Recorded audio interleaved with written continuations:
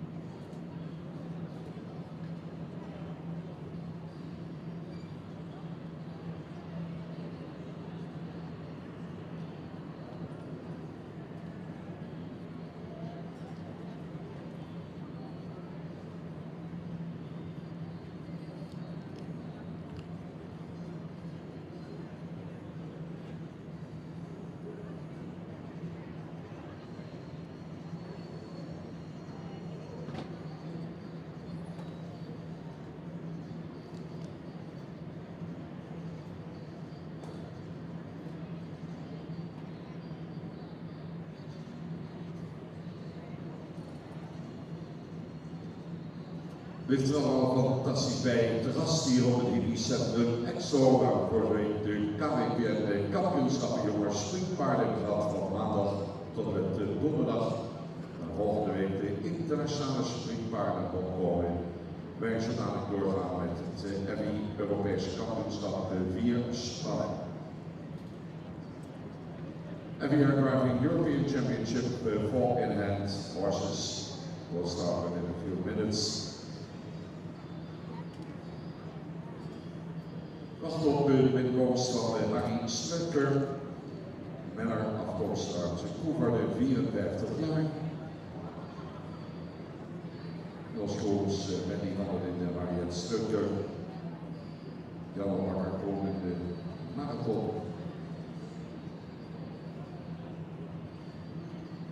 Werd geïnspireerd door zijn bezoek aan het WK 4-spannen destijds in de Beest in 2008. Start in 2011 met de 4-span.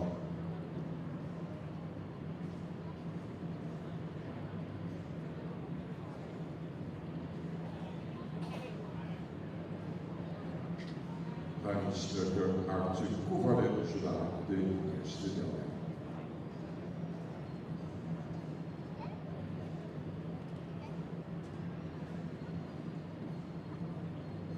Punten worden weer opgeleverd in strafpunten die men meeneemt naar het tweede onderdeel, de marathon komende zaterdag. En de koers die blijft op zondag.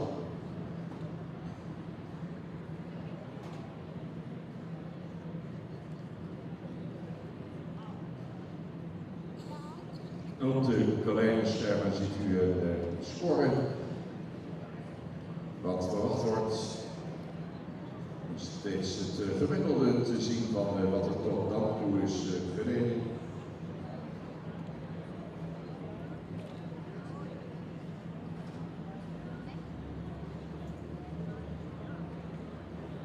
De baan is begonnen nu, was 80 meter lang, nu 100 meter lang.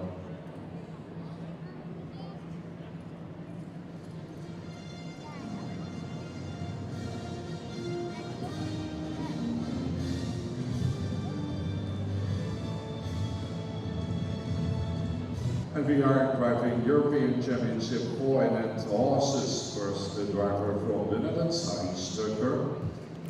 Good afternoon to those of you tuning in from wherever you may be in the world, and welcome back to Exloo. We've had a fantastic day so far, starting first thing with our Grade 1 para drivers, and we've got America and Germany in the lead in the various grades, but now we turn our attention to the European 4-in-hand Championship. The dressage section of this event starts today. We will be finishing off tomorrow, but first to go into this wonderful sand arena, which, as you can see, has been groomed and graded since the para drivers were in here. There's been a lot of activity since we were last on air, and you can see it's been prepped once again, but the going has been absolutely brilliant. Even the great Bram Chardon himself, who came in here briefly earlier today when Tracy was driving her winning test, and he commented that the surface was really, really good. So that's Tracy Bowman lying in the lead for the Grade 1s and Alexandra Roda for the Grade 2s. But now we move on to the horse 4-in-hands, and starting the event, the European 4-in-hand Championships, the 13th edition, Harry Struiker from the Netherlands.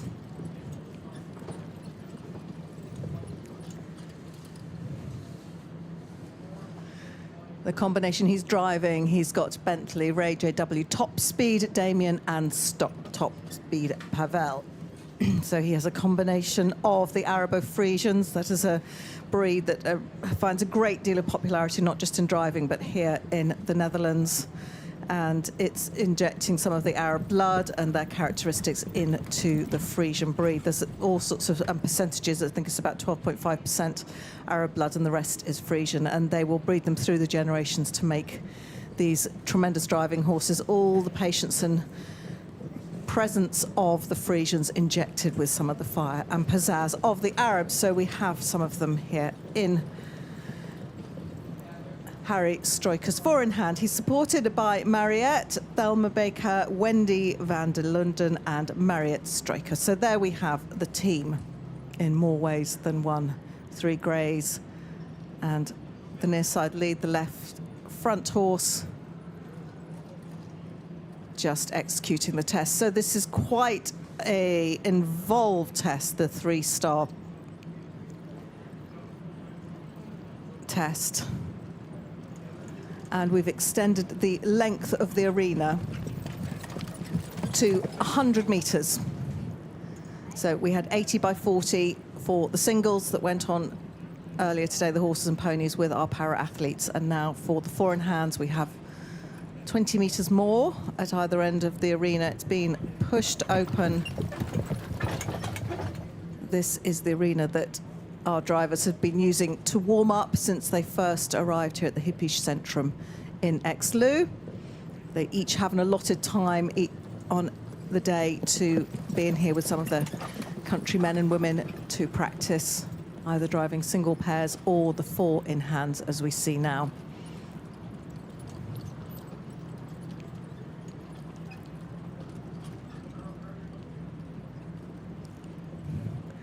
And the one-handed movement already here for Harry. That's just showing with his right hand outstretched with the whip up that he is executing these turns with 4 horses in that one left hand.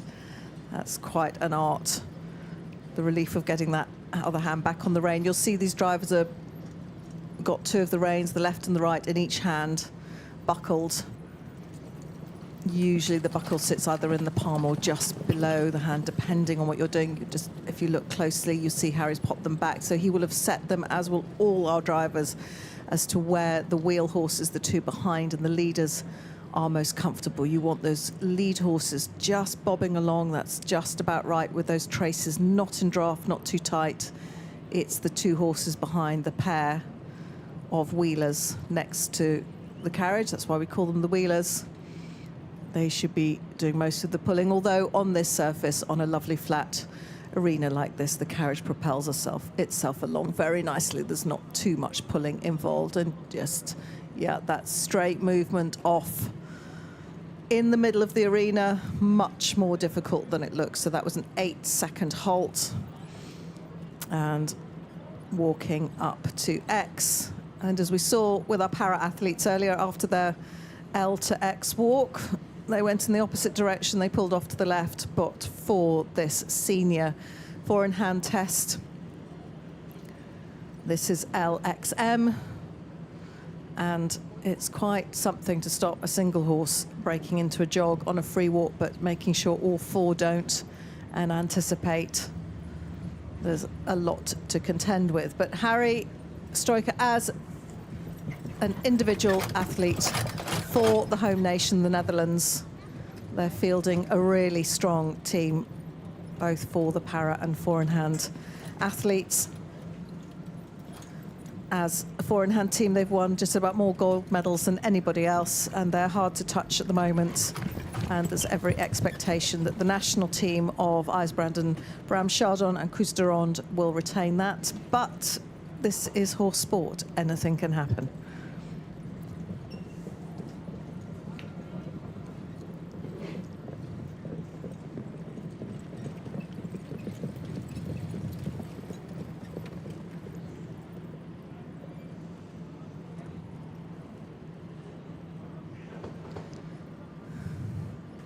So the reins back into one hand again and asking the horses to come round. It's really tricky getting that accurate. You have to make sure that when you put those reins all over into the hand, you've set them exactly where you want them to be. So you're asking the horses to come around. You need to make sure you've got your loops up. And when we have a 4-in-hand or a tandem, which is one in front of the other, taking the loops is a really important part of the steering, and certainly the accuracy with all 4 horses in front of you.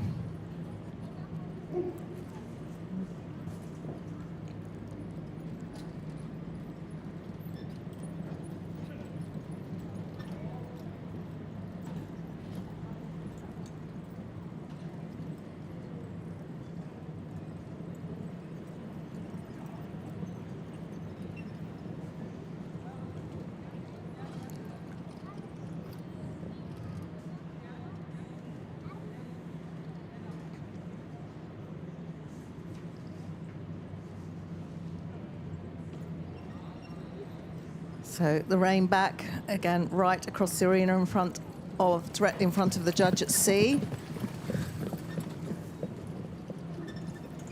We've had just a small move around from the judges this morning.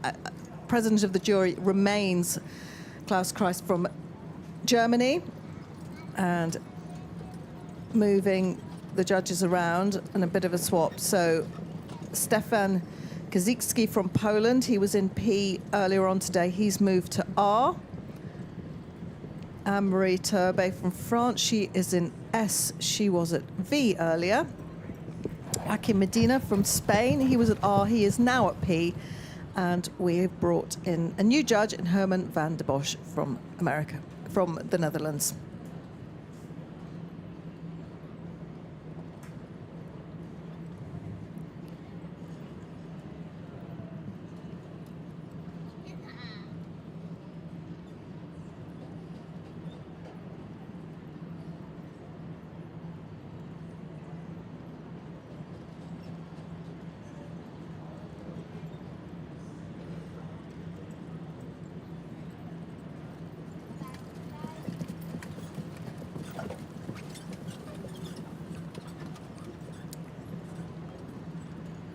For those of you watching earlier, we had bright morning sunshine in Exley. It really was glorious, near perfect driving conditions, not too hot, nice and cool, but very bright. And you'll just see it's dulled over a bit. The forecast is for rain, but we're hoping we can get through as much of the dressage as possible before that starts. We have 2 sessions today. We run from 2:30 to 3:30, each with 6 four-in-hands, and then we start again at 4 and run through to 5. So about 6 tests per hour.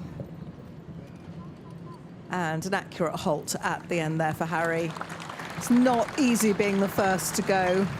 And we are driving European Championship four and horses. First driver from the Netherlands, Harry Struiker. And Harry Struiker leaves the arena, number 34 he was, as an individual for the home nation, driving Bentley Raid JW and the 2 top speed horses, Damien and Pavel. 3 geldings and a stallion they were. GB top speed Damien en top speed Pavel. Nou, zal die scores binnen, gaat allemaal eruit zo snel. Nou, even op 1 resultaat wachten.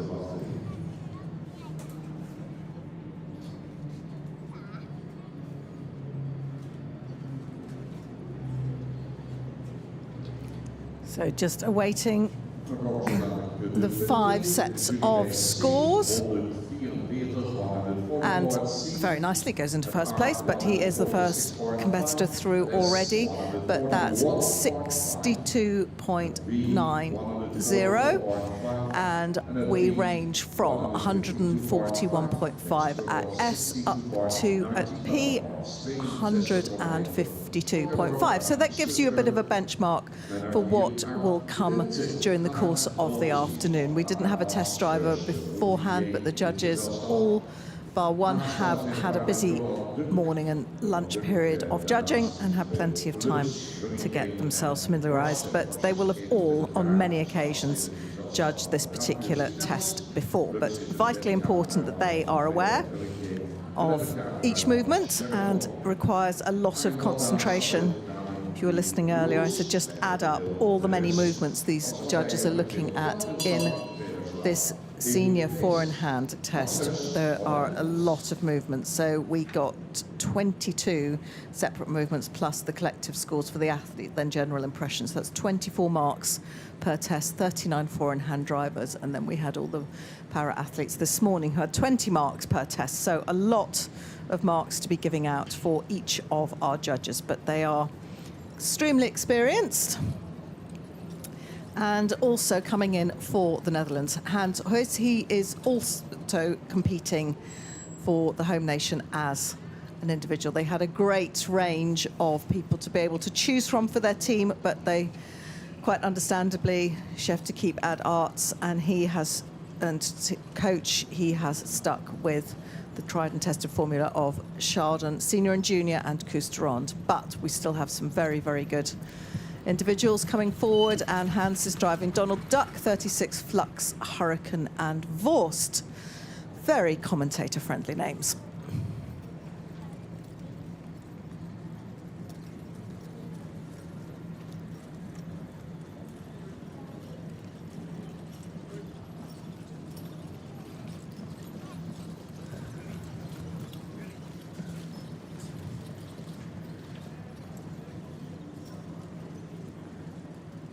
So we have the first of our Dutch warm blood teams coming forward, and there will be several of them to watch over the course of this afternoon and during tomorrow's dressage. They really are bred as sport horses exactly for this job. Brilliant under saddle or in harness as draft horses. Just a little bit of exuberance there from the right side wheeler, just as Hans is performing these quite tight manoeuvres with the four in hand. Donald Duck is a stallion and the rest of them are geldings.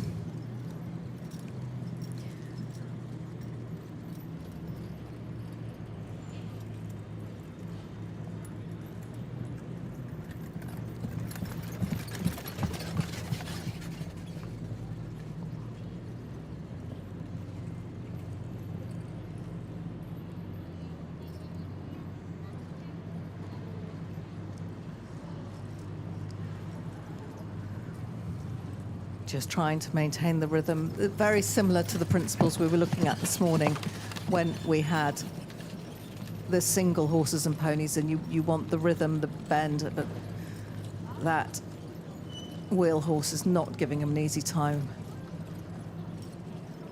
And you've still got to keep driving the other three, even though your eyes are probably on the horse that's just not concentrating.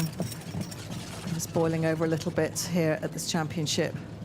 That's it, he's got them back again for this one-handed movement. And we'll see another one-handed movement later in the test, but quite an art form, just to make sure that you've got your reins set in the right position before you even come in, and then get your loops set so that you can release them out slowly as you come back onto the straight once you've finished your arcs.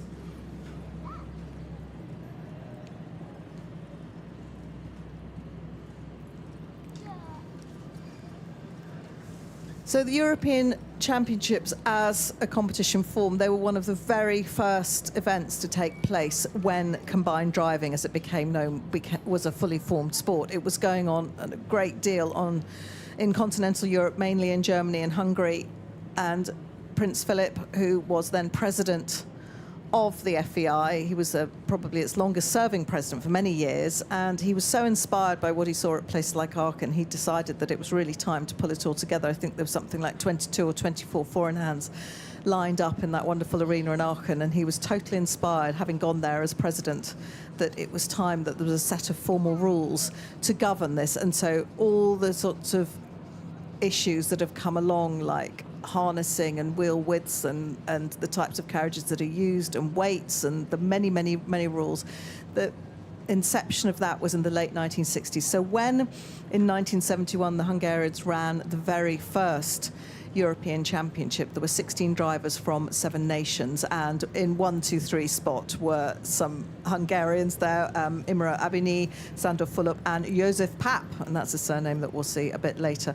Then in 1973 the championship moved to Windsor, and Auguste Dubé, who was one of our sort of godfathers of the driving world, a tremendous author but trainer from Switzerland, he took the title then, and his Swiss compatriot Robert Dudin, he took silver, and then Douglas Nicholson for Great Britain was in third. So it went on for the next few years. The championships moved to Poland, Germany, then France in 1979 at Haras du Pin. Le Pin is a venue that we use a lot. We've just had the European Championships there, and it won't be long before the World Pairs Championships are there for drivers later on in September. And through all these years, Hungary was really the nation that dominated. A few others, as I say, Switzerland, Great Britain, Poland became involved. And then steadily, once the championships were reconfigured, they ran for 10 years from 71 to 81. And each time the more and more drivers, starting with 16, then up to 39 when they ran. And still Hungarians winning, György Bardos, who was the gold medalist then, and Great Britain's George Bowman, who took the silver.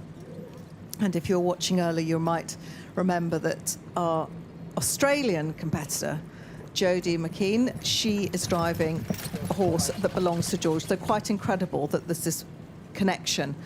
So Jodie is driving one of the Bowman's horses, and George was a silver medalist in 1981. Then there was a gap. There was a long, long gap. The European Championships just didn't happen. We had World Equestrian Games, World Championships, other continental and national championships happening along the way. But they were reignited in Breda in 2011. And the numbers were good.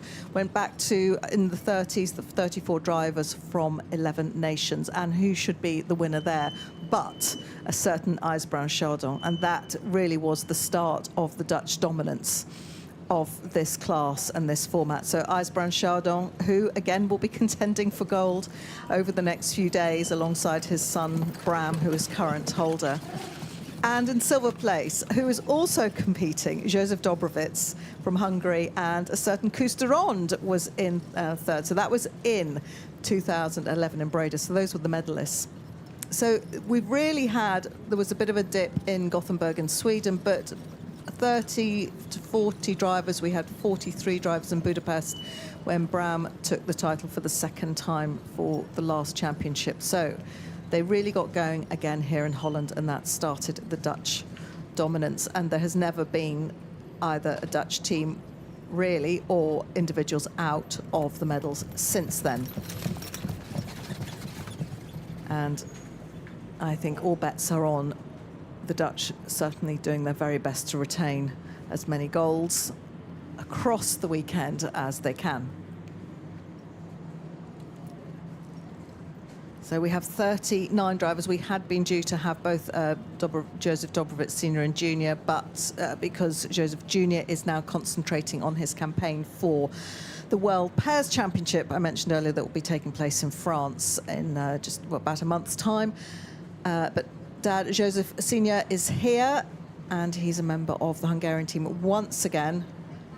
So great to have Hungary represented. So the depth of drivers that certainly Germany, Netherlands and Hungary have to choose from. They've got big squads here, and other nations, you need two people to make up a team, but if you have the depth to make three, it certainly helps, and then you're able to drop a score if necessary between each of the phases.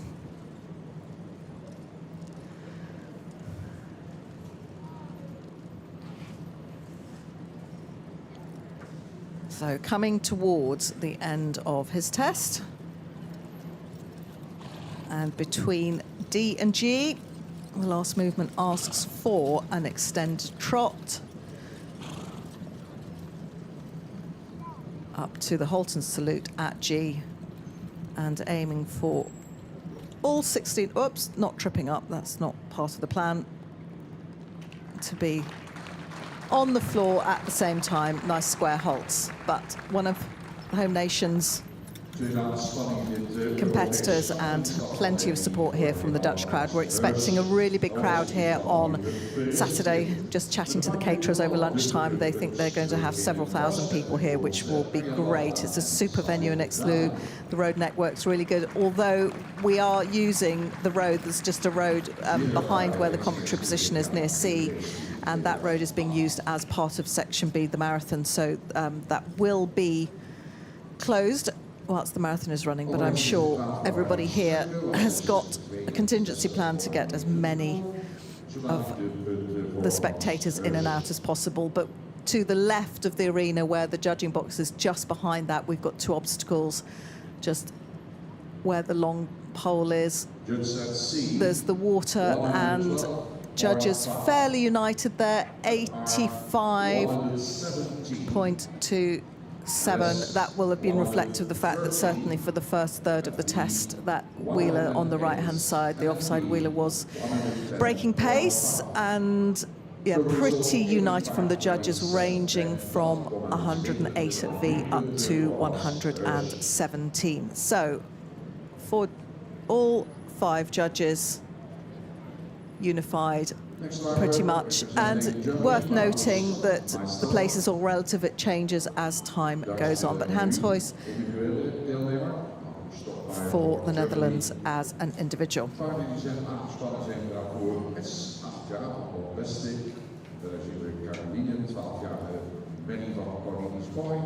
Sunnington, 12 jaar eveneens, Scott van Cornelius Boy. En Luca, 6 jaar geweest. Let's go. De wolven zitten dwars aan samen met Tina Rijnhoven en Katrien Stockmeister. Competed also in the Budapest in 2021. So great to be back with a full programme of events. Like everything else, our horse sport was very disrupted during the 2 years of COVID. Each nation dealt with things differently. We were quite fortunate in that, being an outdoor sport, certainly at most national levels, we were able to keep going. It was deemed to be relatively safe in some countries as long as everybody was outdoor or you stayed in your bubbles. But this is why, certainly for the Para World Championships, we've been bumped on a year. But we're back in the rhythm of having either annual or every 2 years or every 4 years, however the championships fall, and we've got back into sequence, but a very disruptive few years that we've all had to absorb. Now, for Germany, the first of the German drivers to come forward, this is Markus Stottmeister, and the Germans have brought some fantastic horses with them. Watching them yesterday in the trot-up, the quality of the horses and the breeding, very good. And the 4 that he has presented for the dressage, bearing in mind they all can bring 5 horses. So the squad, or each team, will be 5 horses now. It might be that one is just a pair, or that they actually transfer them between the cones, the marathon and the dressage. So the ones he's driving today are Bravo S, Carline, Celine and Luca, and I would hazard a guess that we have a mixture of mares and geldings. The majority of drivers, 2 mares, 2 geldings, will be driving geldings, but we do have some stallions and mares in. Mares can be a little bit disruptive. Obviously, they have the cycles. Some people find them a little bit temperamental, but if you get a good mare, most of the top drivers and people involved in equestrianism will say if you get a really good mare on side, they're the best horses you can have. I drive 4 mares, and it takes a bit of negotiation sometimes, but they are cracking ponies.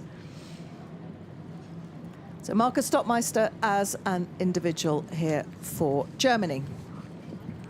The Germans have as their team trainer none other than current world champion Boyd Excel. So he is bombing round the arena and venue here at Aix-les-Loups in a red top for these few days as the trainer for the Germans.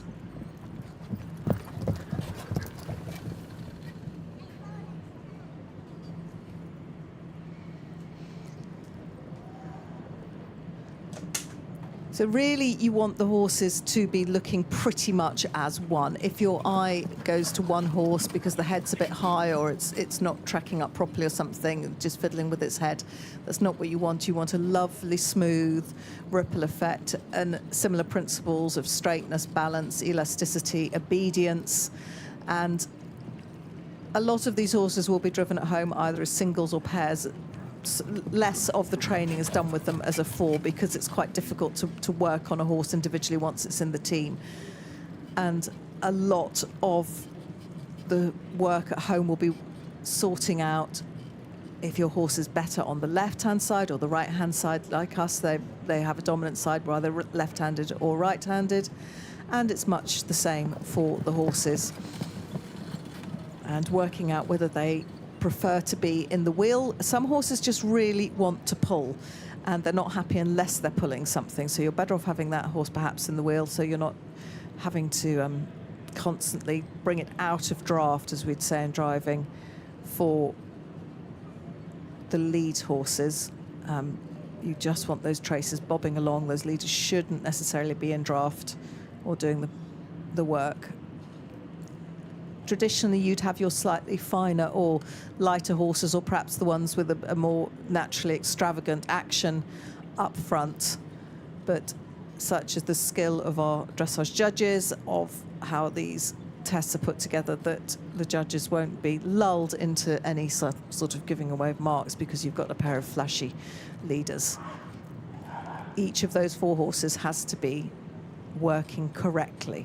By that we mean the power is coming up from behind, it is working across its back, it's not tight across its back, the rib cage is being carried properly, the neck and the head are in the correct position. You don't want too high a head carriage or too low, then it comes behind the bit, the locking of the jaws, all that sort of thing. Plenty to look at, and they don't have a lot of time to give their marks.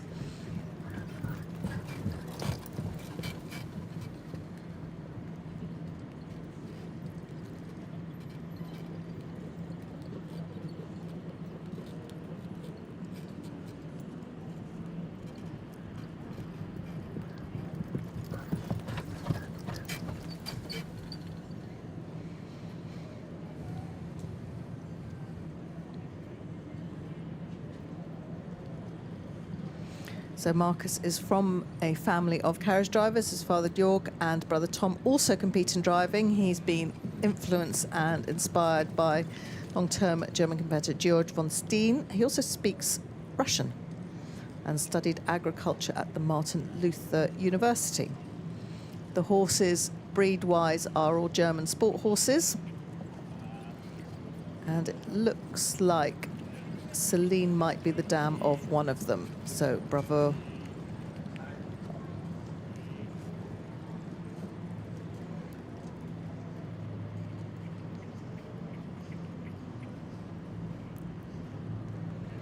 Keeping it in the family.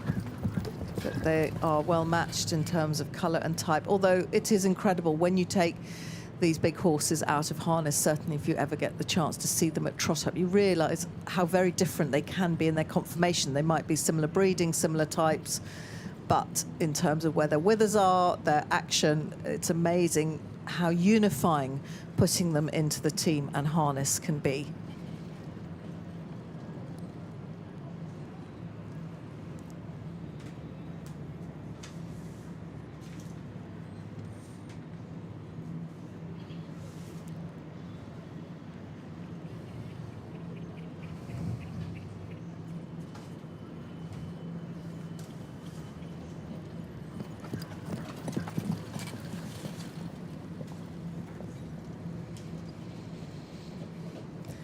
So instead of the paces that we were counting with the test, the singles test earlier, the rein-back should actually be 3 meters.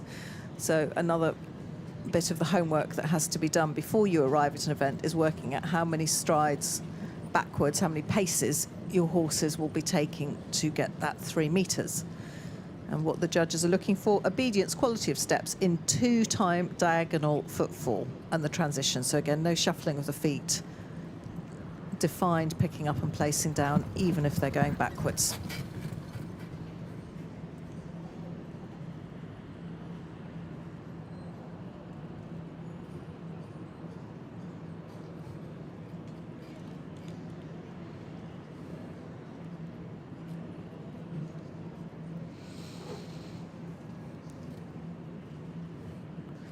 So movement 21, we're drawing to a close in this test for Marcus Stockmeister, who is driving for Germany. And this is an MEV free walk.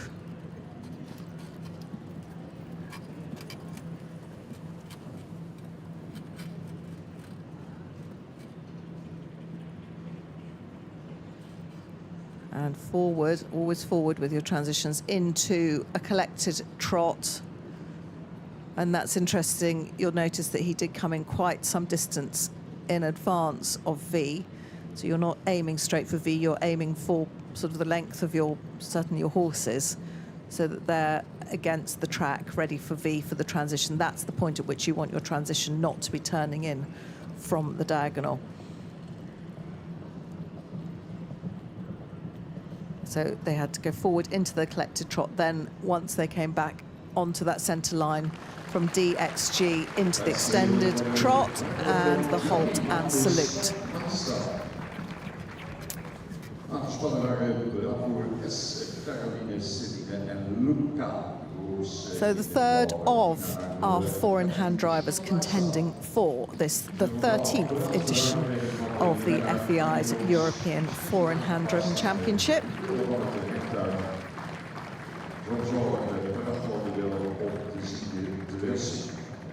And another 3 to go for this session, then we will have a break at 3:30. And then we start again at 4 o'clock for an hour. So that puts him into first place currently, 61.17. 3 of the judges had him ahead, 2 in second place, ranging from 143 at R up to 153. So that's very neat, straight 10 between the judges. No multiples of anything, no 0.5s, just coming past the commentary box. So Marcus is circling round, as all the competitors have had to so far today. And there are a pair of pink cones, and he will just stop his carriage and the horses just at that point. And they're putting the cones tight to the point at which the wheel stops on the ground, so that just gives them an idea of the width, and so they will measure that distance and then just doing the spot check on the bits to make sure all the horses have got bits that are approved in their mouths, which they will do, of course they will.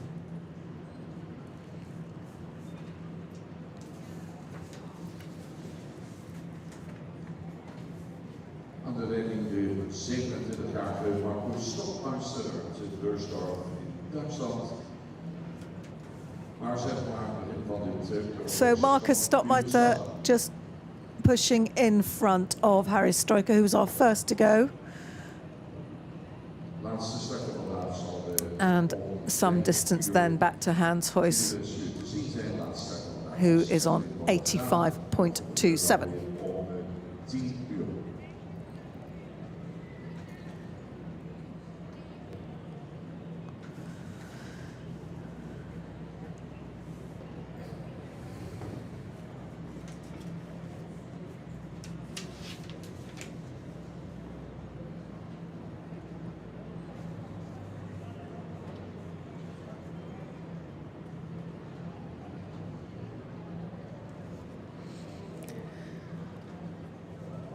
Next in for Hungary, the first of the contingent from Hungary. They've got 7 drivers here, just trotting past. The commentary point is Brito Huaz, junior. I would add, there is a senior who also drives, but we have junior here.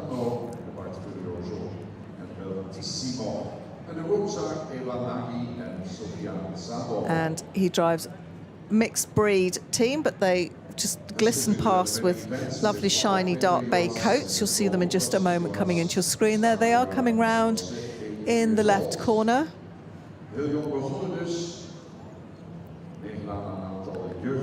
Most of the horses that you will see in the teams will be in their teen years. Some might be 8, 9. That's considered fairly young to be driving at this level.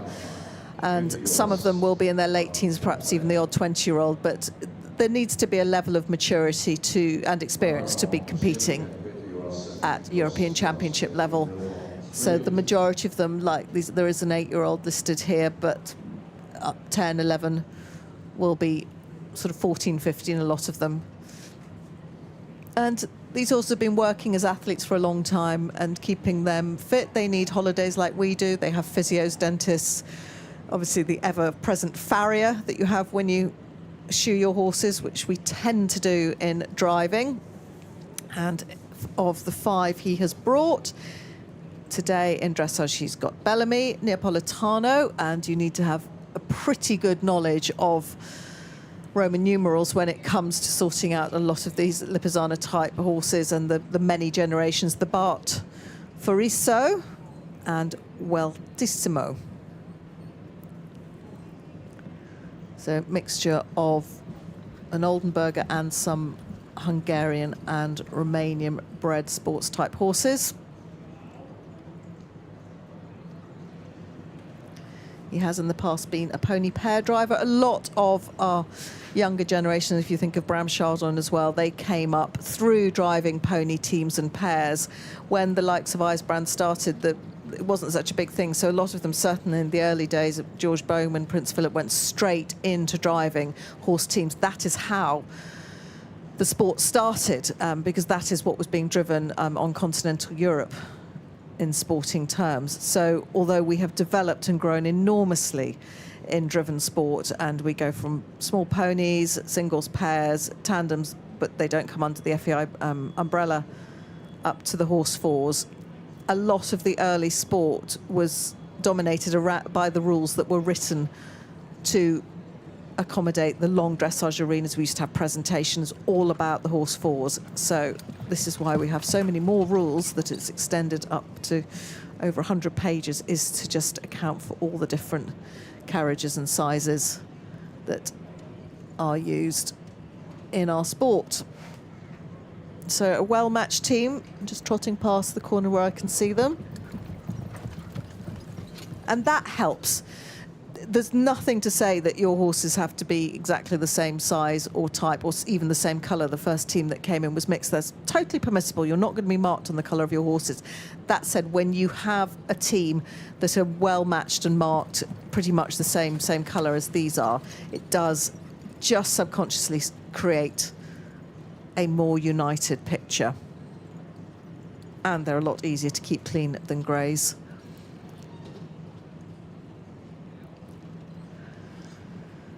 So each of the carriages in this 4-in-hand dressage class will have a minimum width in dressage of 158 centimetres. So that's the outside to outside rim when the wheel is on the ground. That is the measurement that's been taken. For the horse singles and pony singles that we saw earlier for the para-athletes, that measurement is 138 centimetres. So those are quite crucial measurements. We need to make sure that those are the minimum widths. Now, when it comes to driving your cones, you're certainly not going to go any bigger than that, because if you do go over the minimum width, then you're going to give yourself less chance to clear the pair of cones. By contrast, pony 4-in-hand, that is the same as the singles, that's 138. The horse pair, narrower a little bit than the horse fours, they are 148. And for pony pair, again, that's 138. And the specification is, as we see now, going up to the 4-in-hands, they have 2 grooms sitting behind. The pairs, pony and horse, will have 1 behind, and that's throughout the phases. And with the singles, except for the para drivers, we did see at least 1 competitor this morning that had 2 grooms on the carriage. You have 1 behind if you have a 4-wheel carriage, or if you're driving 2, you have them sitting next to you. But very rarely do you see that nowadays. The majority of carriages across the categories are 4 wheels. And the overall turnout of the grooms, it's a really crucial part. They might be sitting there fairly stolidly and stoically at the moment, but I'm sure they've been working very hard, helping with the plaiting and the cleaning and the mucking out and all sorts of things in the background. But they've got their bright white jobbers on, certainly no mucking out wearing them. And there's been a change in recent years in the configuration of how the lead horses are joined to the carriage, and in turn, when the front of the pole, if you look between the 2 wheelers, that pole comes up from the 5th wheel, the turntable of the carriage. Really important that works and flows well.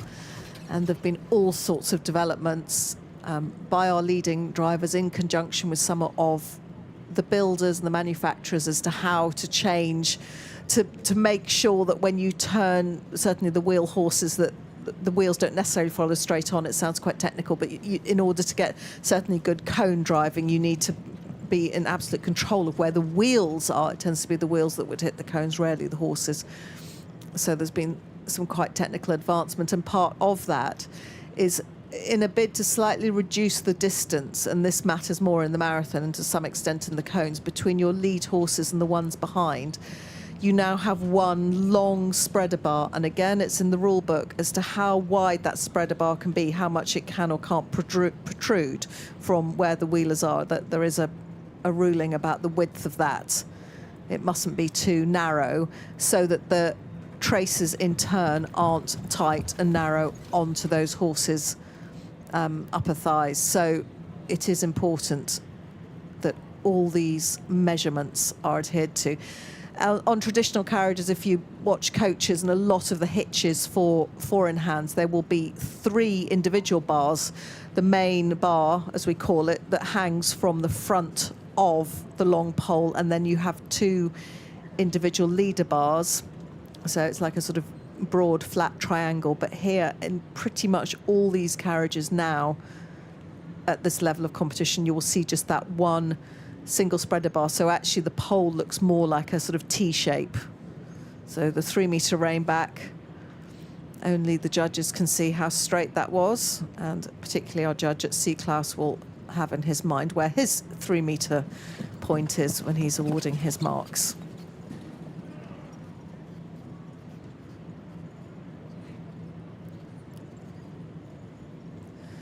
So just coming to vision, looks like some of the other four-in-hand drivers are having a quick look at how things are going. And one-handed movement here for Peter.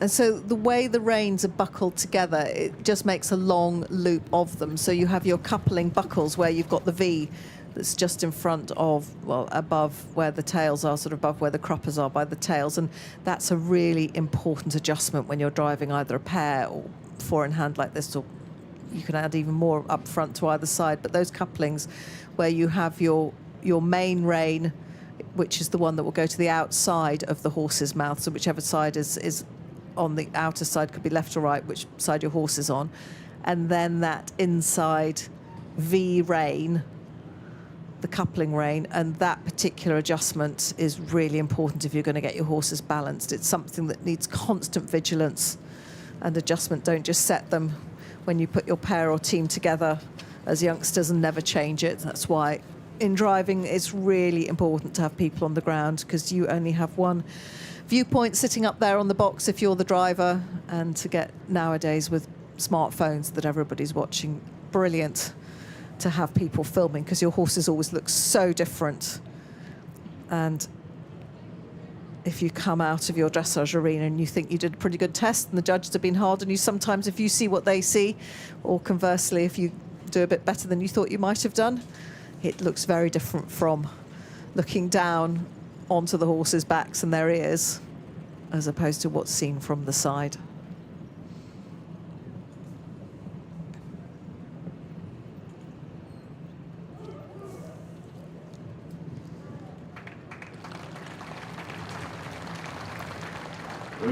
And good support there for Peter Juhas.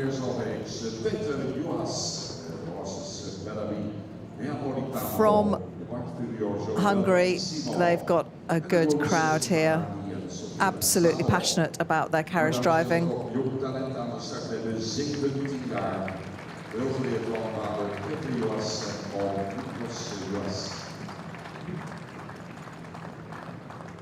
And just taking his hat off, acknowledging his supporters.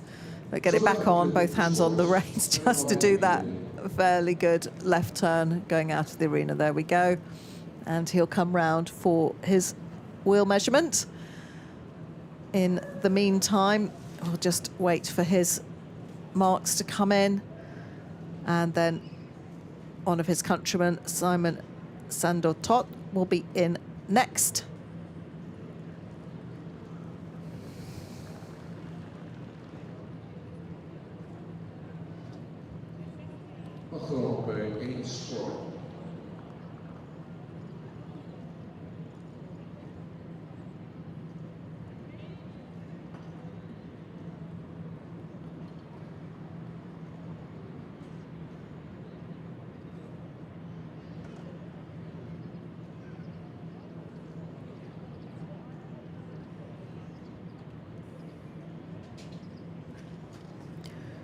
Alongside the various classes and championships, we do have the hand-in-hand trophy, which was introduced, the concept came from Princess Haya when she was president of the FEI, introduced to para dressage and the dressage riders as a whole at competitions in 2006 came to driving in 2010. You just see the measurement there as we look at Peter's score. He's popped himself into third place with that 66.09. And how are the judges? Yeah, fairly united, 135, 135.5. Yeah, fairly good consensus on that one.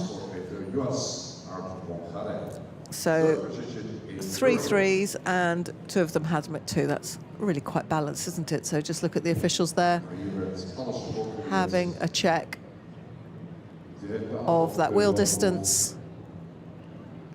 There we go, there's the tape measure coming out whilst the bits are being checked. So that gives you a great shot. We're in the silver box that's just gone out of vision. And a big hospitality tent that they're anticipating will be lovely and full for the marathon on Saturday.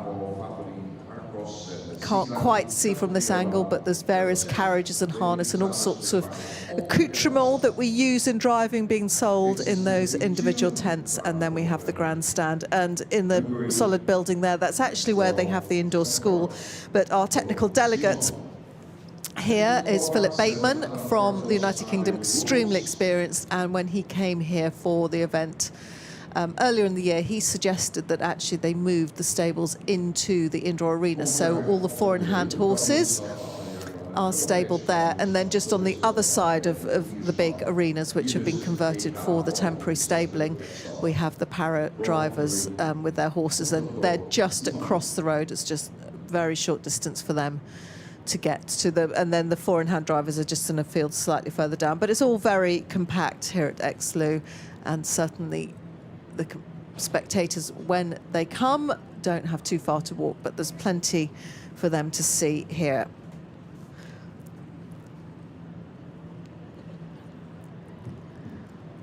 So another Hungarian, Simon Sandor-Tóth, coming in next. That's the bell ringing.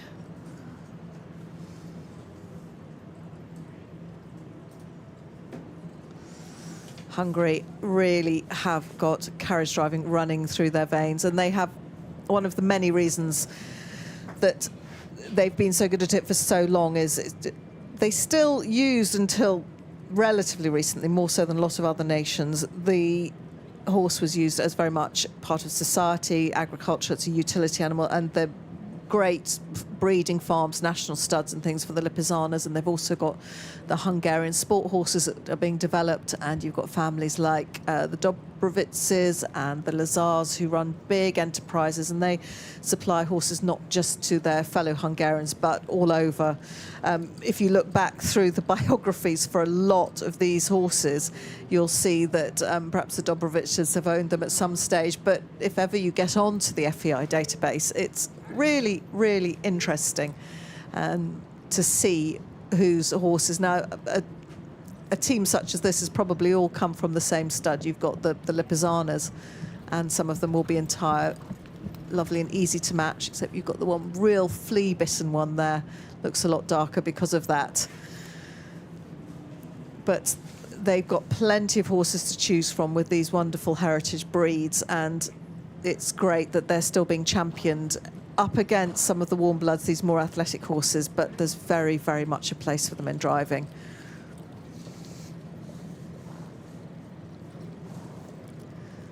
But the Hungarians, who have this very proud tradition of driving, they had their own systems of harness, of rein handling. Quite often, even if they're driving pairs of horses, they will have 4 reins coming back into their hands, and then they have another sort of link. It's got quite an interesting Hungarian name. So they sort of buckle the reins, but it's behind. They don't have the V coupling in front, and actually some of them will drive their 4-in-hands like this, probably not at a competition, because then you've got a lot of reins coming back into your hand. But if ever you get a chance to study some of their systems and their slightly different harnessing, and alongside the heritage breeds, a proud, proud nation in terms of driving and horse breeding, and great to see them so well represented. They've been huge exponents and promoters of driving, and looking back through the roll of honour at various European championships, the Hungarians quite unassailable for many, many years.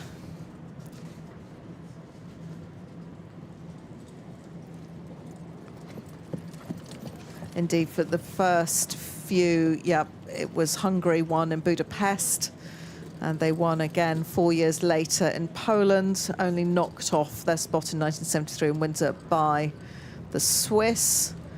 They won again in 1977 in Germany, in Arras-du-Pin in France they were winners, and in 1981 in Zug in Switzerland they were also winners. So in that first phase, the first 10 years of driving, becoming a really established four-in-hand sport, totally dominated.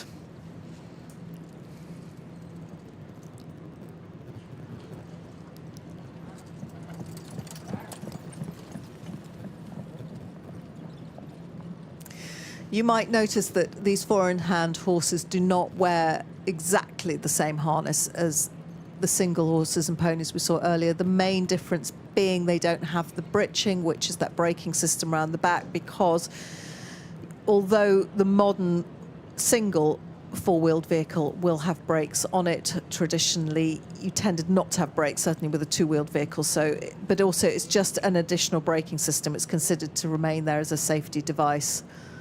And just have a look, for those of you that are observant, you'll notice there are just look like loops on the bottom of the bars of those bits, and that's a really important little life hack almost when you're driving a multiple, to make sure that your reins don't get caught on the bars of a Liverpool bit or something that comes down, because if you get a rein hooked under that bar, you lose a lot of your control of it. So that's why you have on those bits, I mean, actually a bit of sort of hosepipe tubing clear is as good a device as any. And that's another safety device. A lot of the harness and the bits and pieces we have on the driven turner, that's there for safety, and just a frustrating little break of pace there. And the problem is when one goes, oh, they start jiggy jogging. Very frustrating.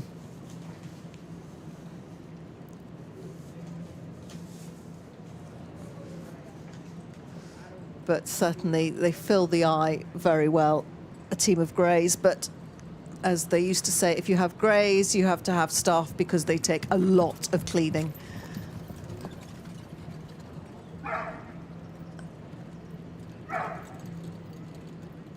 You just want all four horses to be looking like they're doing pretty much the same thing, which is what the movement requires, not deciding they want to trot in the middle of it.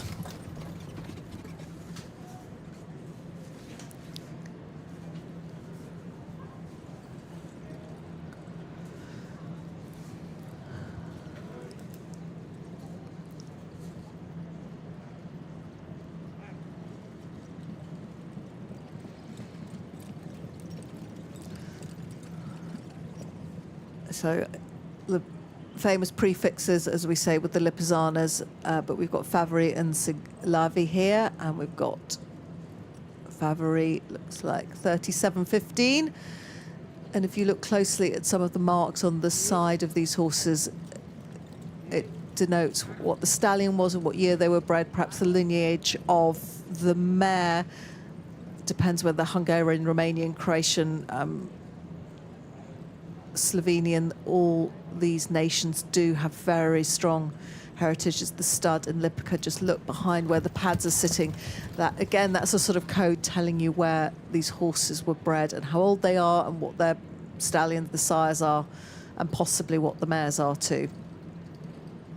A lot of them run in big herds, so it's quite important that you can tell this. But if you ever get the chance to go to one of the national studs, somewhere like Lipica, which is just over the border into Slovenia from Italy, quite easy to fly into Trieste and go over there, and then you see these wonderful horses being bred en masse, and there is a real splendour to them.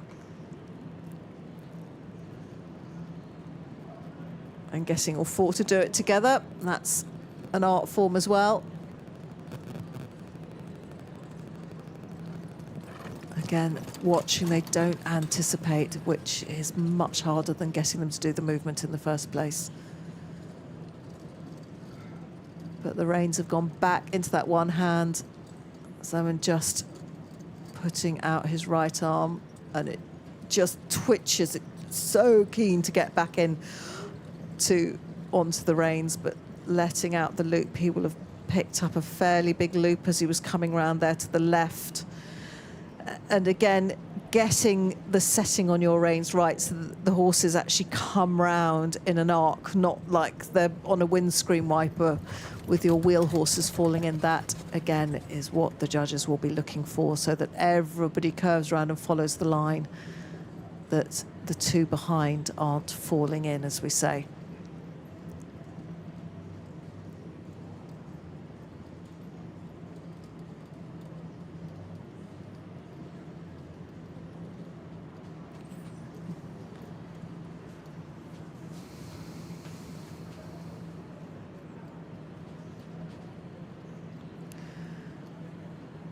So the penultimate movement here, EV, the free walk, and really you want those horses to be lengthening their strides, opening their frame.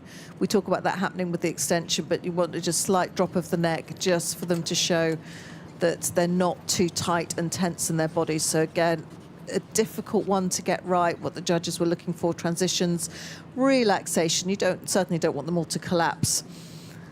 But the rhythm stretching forwards and downwards, and also that hind leg really coming forward. The judges will have cast their eyes down to the feet to make sure those rear hoof marks actually go in front of the front hoof marks, what we call over tracking.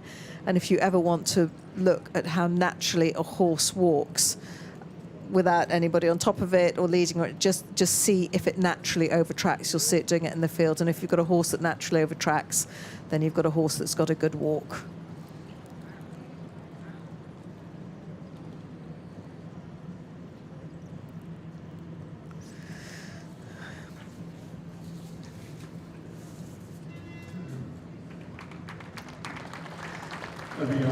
The second of our Hungarian individual drivers, Simon Sándor Tóth, has just finished his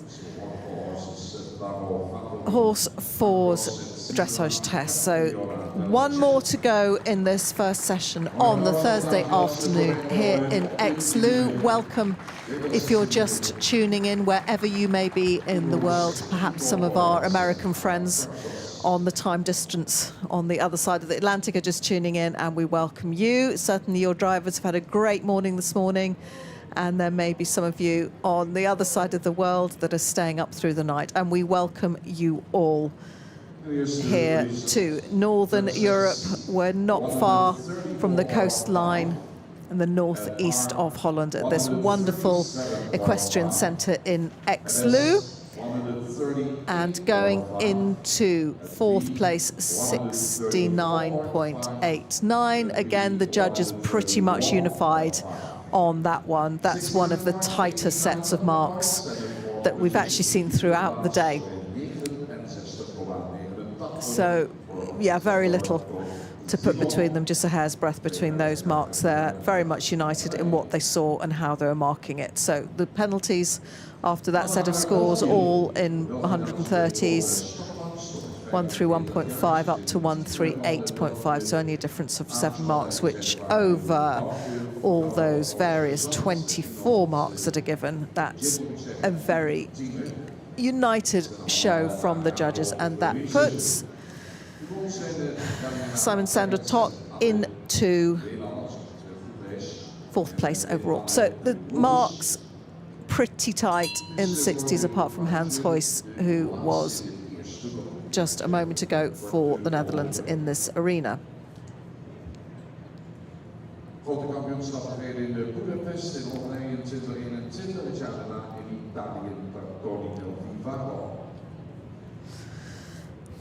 Next in, the first of the Belgian drivers, and they are another nation that have a strong team here that would have every anticipation of having a podium finish at the end of it, and this is Tom Stockmans from Belgium. Interestingly, Tom is driving a couple of horses that belong to a gentleman from France that we're going to see before too long, Benjamin Aod, and he drives two of Ben's former horses. And these are a great example of the Arabo Frisians. Ben drove them for many years, and now he's using the horses that we'll see very soon, his Lusitanos. But in the meantime, Tom is here driving of his 5, Bork, Dewey van Oosterland, Jim 78, that's easy, YK Timi.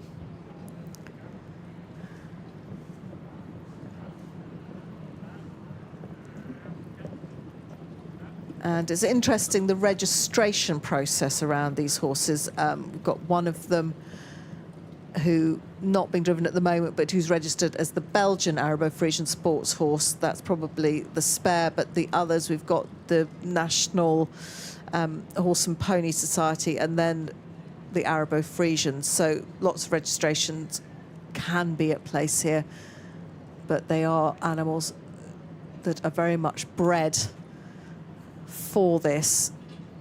So the Frisian from Friesland, and very much was an agricultural working horse, and particularly popular for anyone that does horse-drawn funerals. There's a big tradition of that in the United Kingdom, and Frisians enormously popular, not just for their colouring, but they have this magnificent top line. They have a natural presence to them. But temperamentally, they're very, very, very steady. They are pretty chilled horses. And a lot of people who drive them, even commercially, will keep them entire and drive them as stallions. Tom, all his are geldings, but they have a bit more of the fiery Arab blood in them. But some clever breeders a few generations ago decided that they'd really capitalise on how well these horses are to match. They've got these solid black colours, this particular shape. This is a more sporting shape of them. They have slightly longer legs, a bit more distance between the bottom of the rib cage and the ground, and therefore you get a little bit more action through the legs. And the Arabs have brought in, the Arab blood has just brought in a little bit of fire to the pretty laid-back Frisian temperament. We'll see Daniel Naprus, who's driving tomorrow for Great Britain. He also has a team of these horses, and he's a big fan of them. As he said, they're very, very trainable. They're just easy to take out. They're a pleasure to drive. You don't have quite the mind games and the complications that you might have with some of the more blooded breeds. Certainly the warm bloods and Hackneys and those sorts of breeds can be, it's like driving a Ferrari. Once you get the gear change right, absolutely brilliant. But if you don't, then you're crunching the horse gears as well as your driving ones.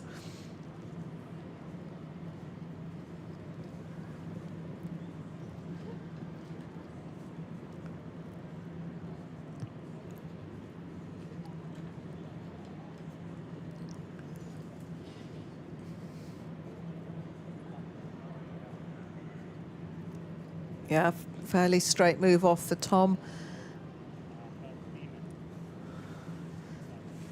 Just had one horse that was fidgeting ever so slightly, but otherwise it was a good halt.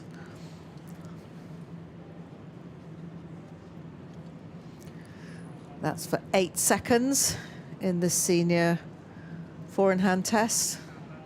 3-star B it's called.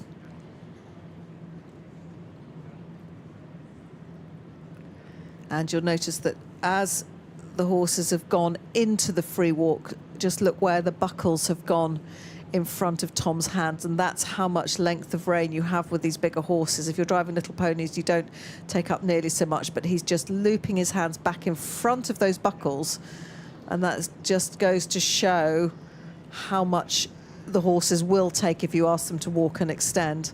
And this is one of the first teams we've seen being driven here in more traditional type harness with those full collars on the necks. Does look quite striking against the black coats of the Frisians or Arabo Frisians, who are being platted. The purebred Frisians do have these wonderful flowing manes and tails, and they have a lot of feather on their legs. If you're driving them commercially, quite often they will remove that feather just to keep the legs looking clean. And just some good action and work from his wheel horses in particular. Then they were very, very responsive to his command to go on and just show some lengthening down there.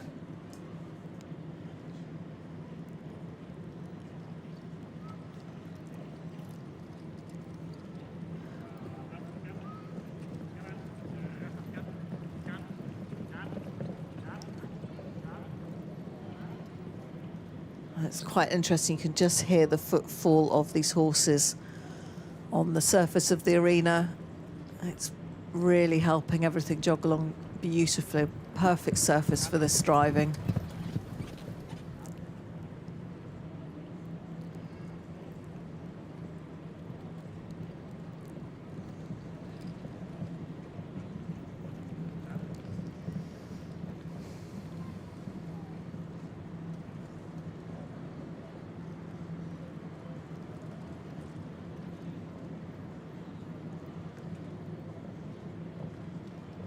And a halt on the centre line, so it's the driver who should be on the centre line, then the 3-metre rein back. So the movement preceding that, the 2 loops, they are 20 metres.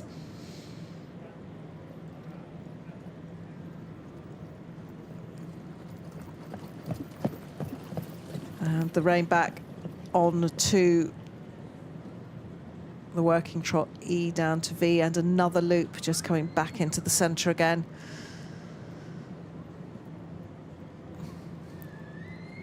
With those reins into the one hand, and this should be for the collected trot, half 20 metres again.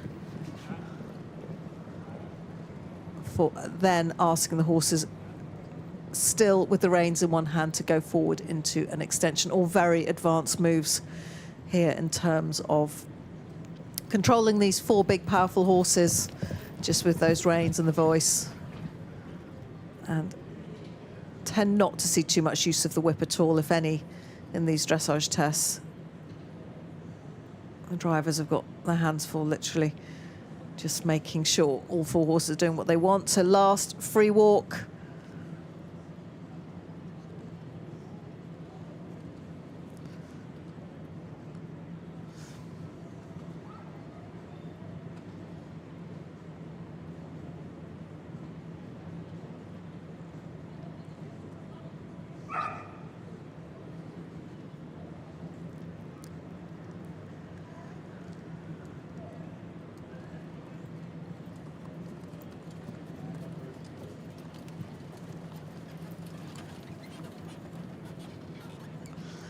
Going back to the arena, the side of the arena at E, and then on to V, so that there's plenty of time to be in alignment to trot on in a collected trot.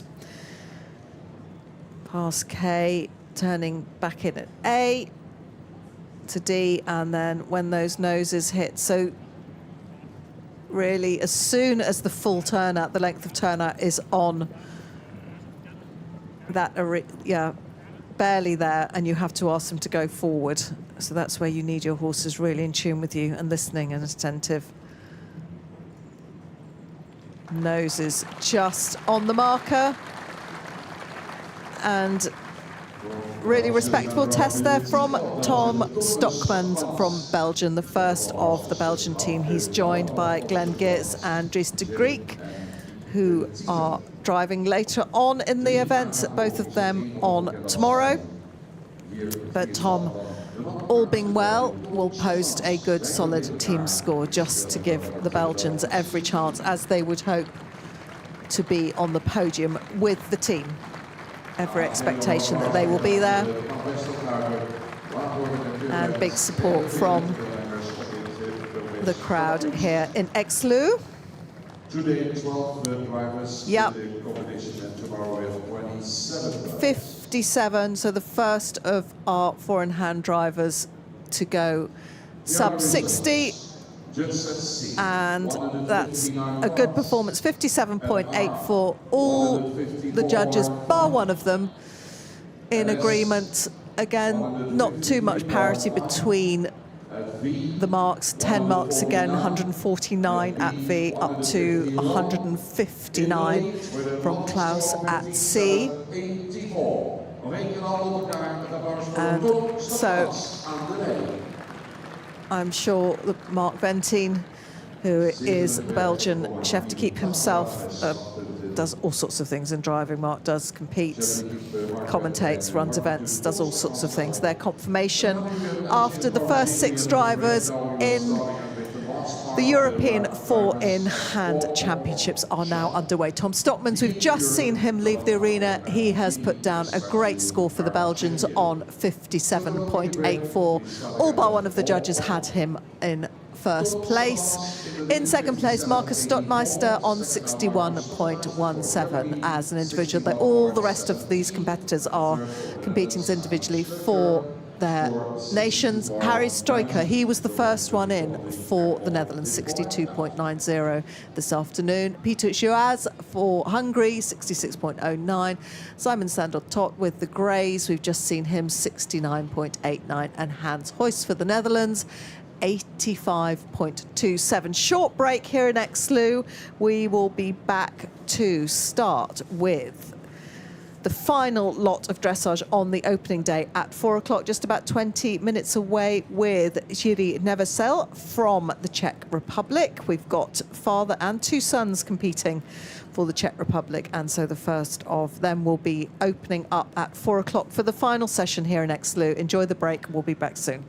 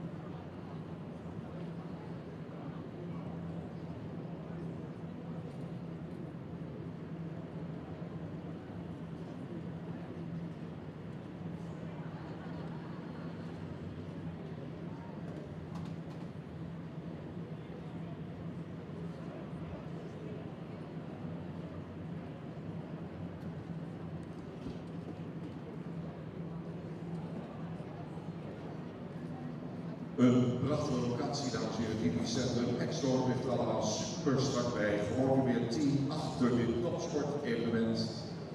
We gaan zo dadelijk de draad weer oppakken bij het onderdeel dressuur. Europese kampioenschap rivierspannen hier in Exlo. Tweede gedeelte vandaag 12 starters en morgen nog 27 deelnemers te gaan. Ieder onderdeel wat gevolgd wordt, wil de cijfer aangegeven. Ze komen met de punten per jurylid. Er wordt dan via de computer weer teruggerekend op strafpunten, wat wij meenemen naar het tweede en derde onderdeel. De Nederlandse jury hebben hun positie ingenomen. De teams zijn compleet. Binnenrijdt Jiří Nešvátil, driver from the Czech Republic, Czechia. 65 jaar, 65. De paarden die zijn aangespannen zijn de Pascal, Cody, General Albuza en de Win. Een kladbroer en die Tsjechische gepakte paarden. De goals zijn de Clara en Sarka. Zeer ervaren renner, wat hij op de wereldkampioenspelen in Aken in 2006 al drie wereldkampioenschappen gereden. Welcome back to those of you watching from the comfort of your own homes or wherever you may be in the world. My name is Sarah Dance and we've had a full day of driving at the European Four-in-Hand Championships, which is with the class we're running at the moment, and then earlier on today we had the Grade 1 and Grade 2 Para Driving World Championships getting underway with all our dressage tests. So we are into our final session this afternoon on a Thursday afternoon. There's been a few spots of rain in Northern Holland, but we're very much hoping that it holds off. And the first of our drivers, the family from the Czech Republic, Jiří Neveselý, and he opens the final session in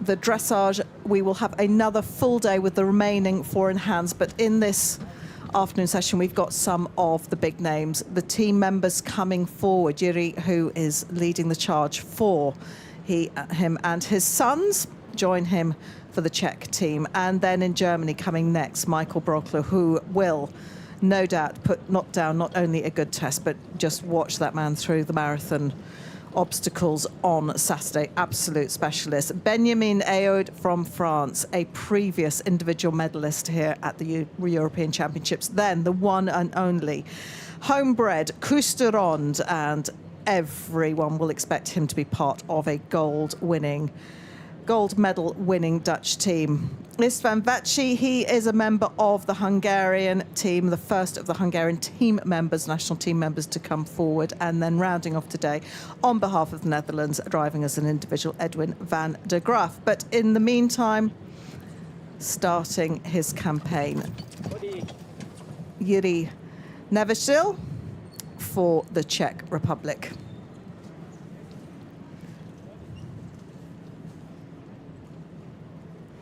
And he has a combination of Czech warm blood horses and a Kladruber, the breed so associated with this nation. And one of his sons will be driving a full team of stallions tomorrow, and they are magnificent horses. So Jiří has got Pascal, Cody, Generali, that'll be the Kladruber, Abulza, number 7-13, and Quinn. So mixing up the breeds here.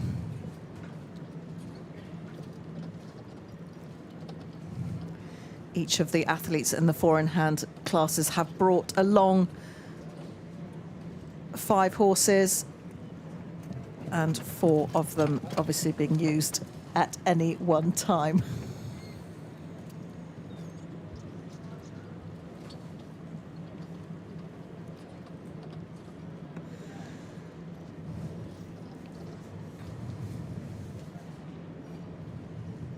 Eight nations in total contending for the 3 medals, and 39 drivers for individual placings at the 13th edition of the FEI's European, one of the continental championships that the FEI runs, and this is for the horse Four in Hands.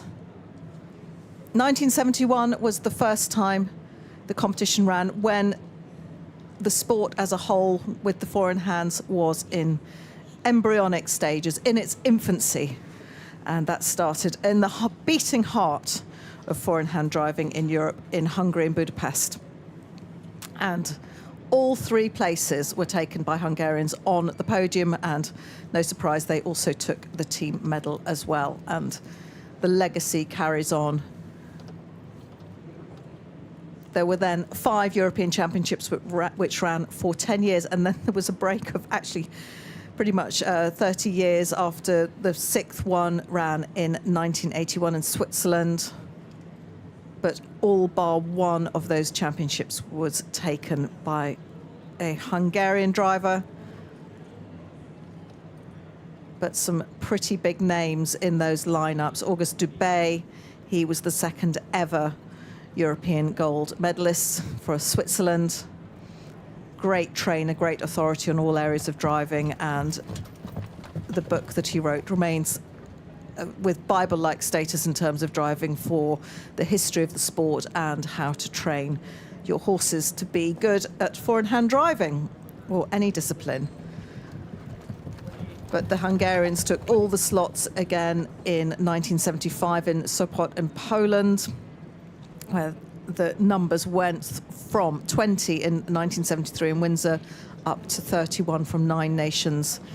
Then in Germany in 1977, 32 drivers from 10 nations, growing all the time, and that was when the great Dutch driver Tjeerd Velstra, again a driver whose legacy stretches very much into the success of the current Dutch squad. Very famous name, and a former world champion. Velstra wrote a wonderful book about driving and spoke about how many horses he used to have to drive into the hundreds to find his actual team that was award-winning. Back into France, Haras Dupin, which is a venue we associate with top-end horse sport outdoors across the board. We've just seen a great ridden European Championship at the National Stud in France, and Jorgi Bardos was the winner then. And he, 3 years on the trot in 77, 79 and 81, was European four-in-hand champion. And the great George Bowman, probably his best international results in terms of championships. That was the year he took silver, only just missed out. Remained a real thorn in his side that he never did get the gold, which probably was deserved. But one of his horses driving earlier today that he has loaned to the Australian Tour de Force, I think we'll call her, Jodie McKeown, and that was actually a Dutch horse that George drives up in the Lake District. In his late 80s, he is still out driving a four-in-hand, at least one four-in-hand every day. So tremendous driver in terms of not just British horse sport, but the sport as a whole. Tremendously successful for many years. Then there was a break, long break, and the championships were relaunched in Breda in 2011, where we had 34 drivers from 11 nations, and those numbers have stayed pretty much the same. And the great IJsbrand Chardon, that was the first time a European medal hung round his neck for the four-in-hand driving, and from there on in, the Dutch, with a smattering of Germans and Belgians and a few other people, Benjamin Aod also, who we will see in a moment, medalled then. But some pretty big names: Christoph Sandman, Edward Simonet, Michael Brockler, who we'll see soon. He was the gold medalist in Aachen, the great Aachen event in 2015. So we have this time good numbers. Don't forget, we were all slightly hammered during COVID, so great to have everyone out driving again. And we've got 39, and 8 nations are contending for the team medals, although we do have individual drivers as well.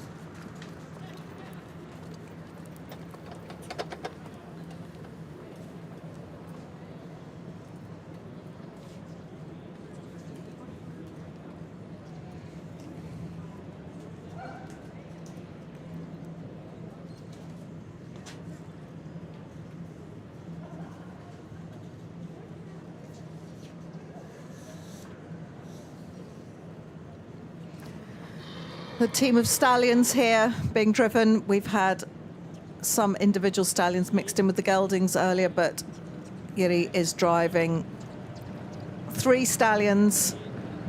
Quinn is his only gelding, but he's brought 4 stallions with him and 1 gelding.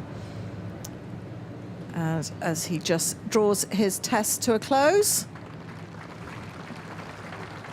A farmer and athlete, he calls himself. And his sons, Jiri Jr. and Reddick, are also competing. Very strong. Nevashil driving team. Equestrian sport is very much something they do as a family. Jiri Sr. took up the sport in 1980, but he's been involved in equestrianism just all his life since he was a child. So strong start from him with his Czech horses.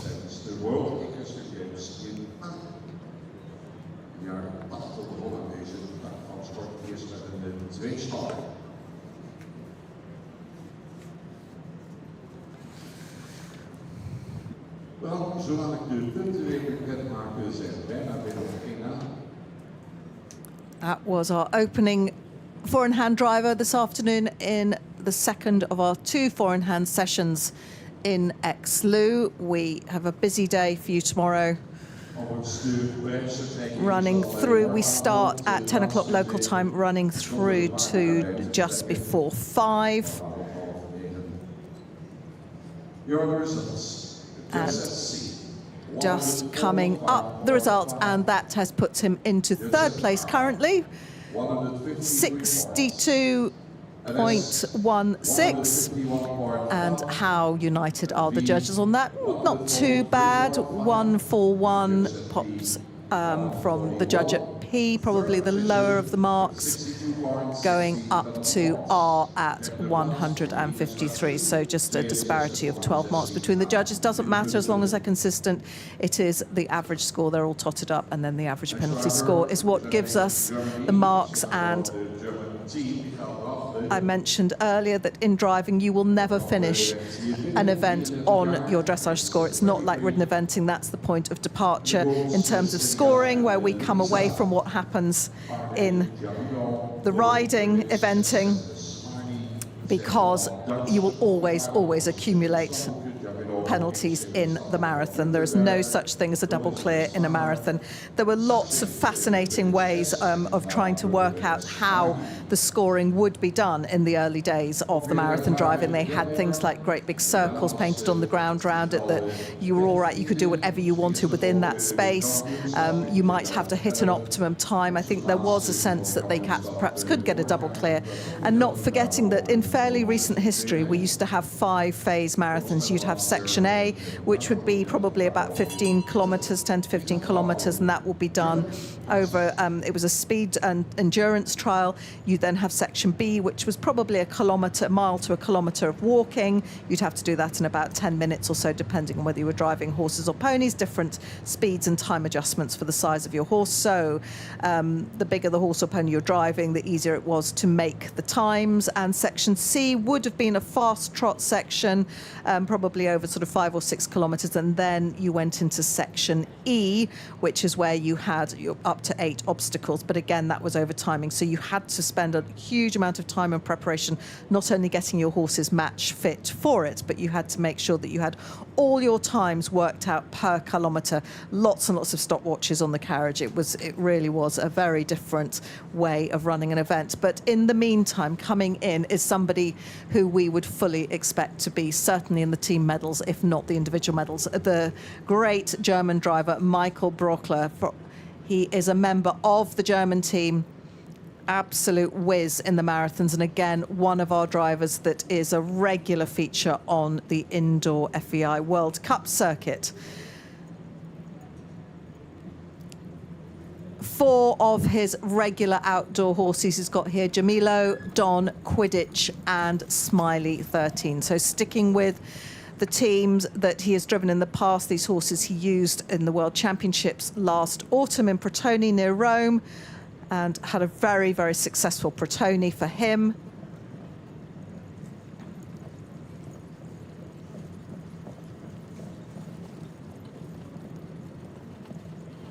So 33-year-old, but despite his years, he more than made his mark in driving.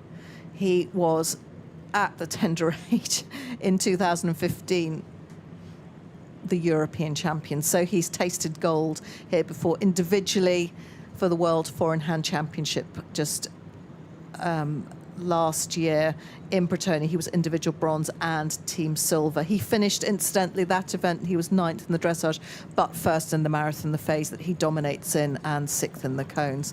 He's had a good season so far, 4th in the Aachen Relay, 6th overall in Aachen, 7th in Samour, 2nd in Laaden and 6th in Kronenberg. His father was also a four-in-hand driver, and his brother Stefan drives pony pairs and teams. So in the blood, as we say, from Baden-Württemberg in Germany, currently ranked 7th in the world, which will keep his place alive as part of the top 10 for the indoor season as well. But a very, very accomplished four-in-hand driver and a supremely brave marathon driver as well. Do pin yourselves to your seats to watch him going through the obstacles on Saturday. As soon as the approximate running times are released, we will share that with you. But if you can clear the diary and watch the action here live, FEI TV, run by the Clip My Horse team, do tune in for that.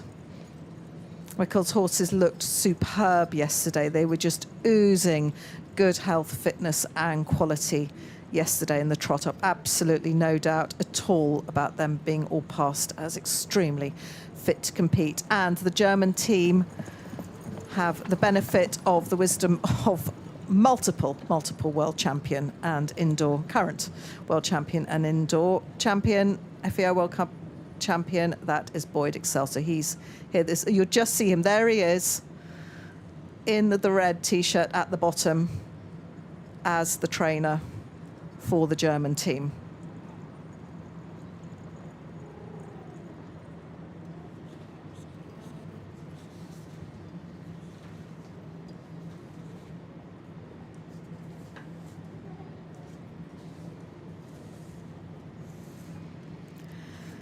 So at the halfway point, just about in the test, and Michael will really be wanting to post a good score, not just for the team, but for his bid to win an individual medal as well. And as we saw earlier with the para-athletes, that halt right in the middle of the arena on that centre line and then asking the horses to go forward on a free walk, that is deceptively tricky, probably one of the most difficult movements in both tests, because the temptation, the want is to gather up your horses and get them right back into your hand so you've got full contact to keep them straight in the middle of that arena. There's no boards, there's nothing to keep them square, but you can't. You're expecting them to go straight forward into this stretched outline, and very hard to get them to move off straight and square. You can just hear him talking to them there, but very, very light on their feet. That's just what the judges will be looking for. It all looks light and smooth, and the horses working as one, as a team.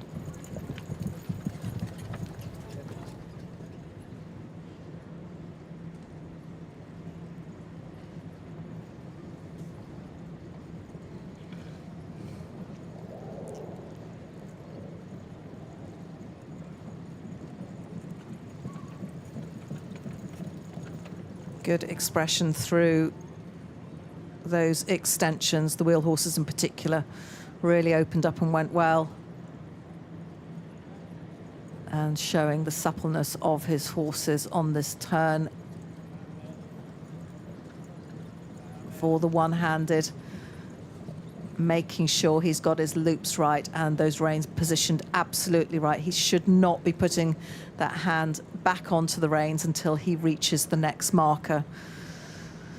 So round to C, and this is the 20-meter loop to the left. It is lovely being able to put the hands on either set of reins after those one-handed movements. What does it feel like when you're driving at this point? It should feel light. The horses should feel light on your hand, no resistance. If all's going well, you don't want anyone leaning on that bit. If possible, just bobbing along, light as feathers in your hands. And just looking down to the A marker to make sure that he is on the centre line. Extra points for accuracy, of course. Making sure the horse is very smooth out. That was a good one, moving off together. There was nobody stepping ahead in time. That's a well-practiced movement from the German.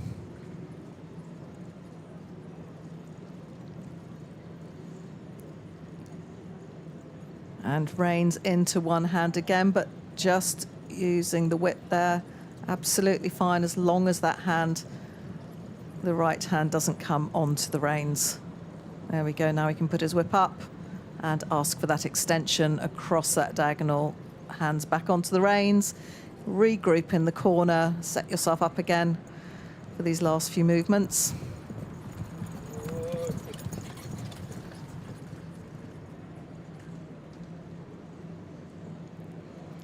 So another free walk.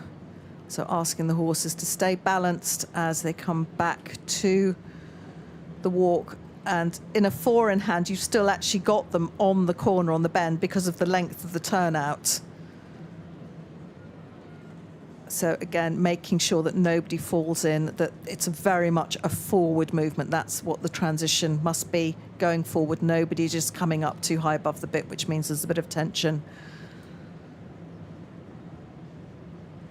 But this is a test that this driver has done many times, as have these horses. Back into the track at E.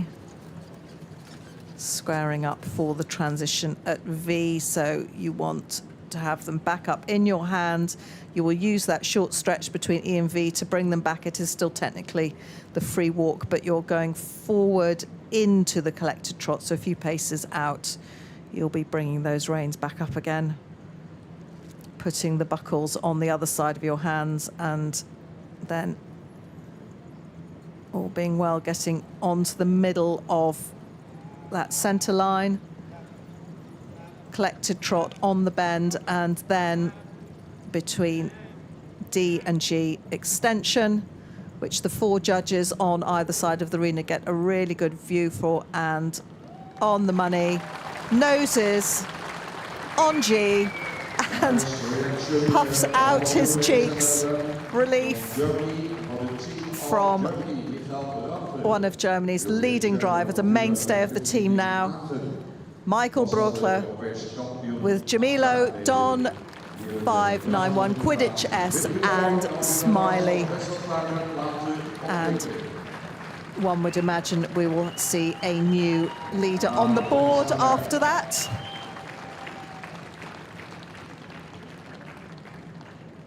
Ja, nu de punten. Het ziet er veelbelovend uit, zoals op die kleine schermen kunt zien. Here are the results. Judge set C, 169. As expected, yes, unanimous from all the judges, and 51.04. So a good mark. A good mark for the German team. 51.04, plenty of room between him and Tom Stockmans in second place. But don't forget, we have some pretty impressive drivers rounding off day one of dressage. So that puts Team Germany into the lead. 157.5 from the judge at V, up to Klaus at C.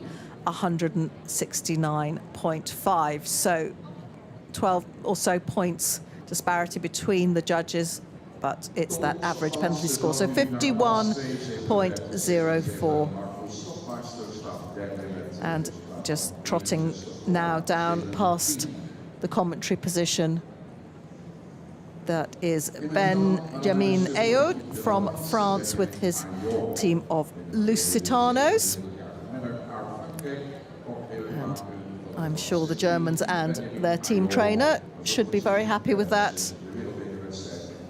Sets the marker down for certainly a podium place as individuals and as the team.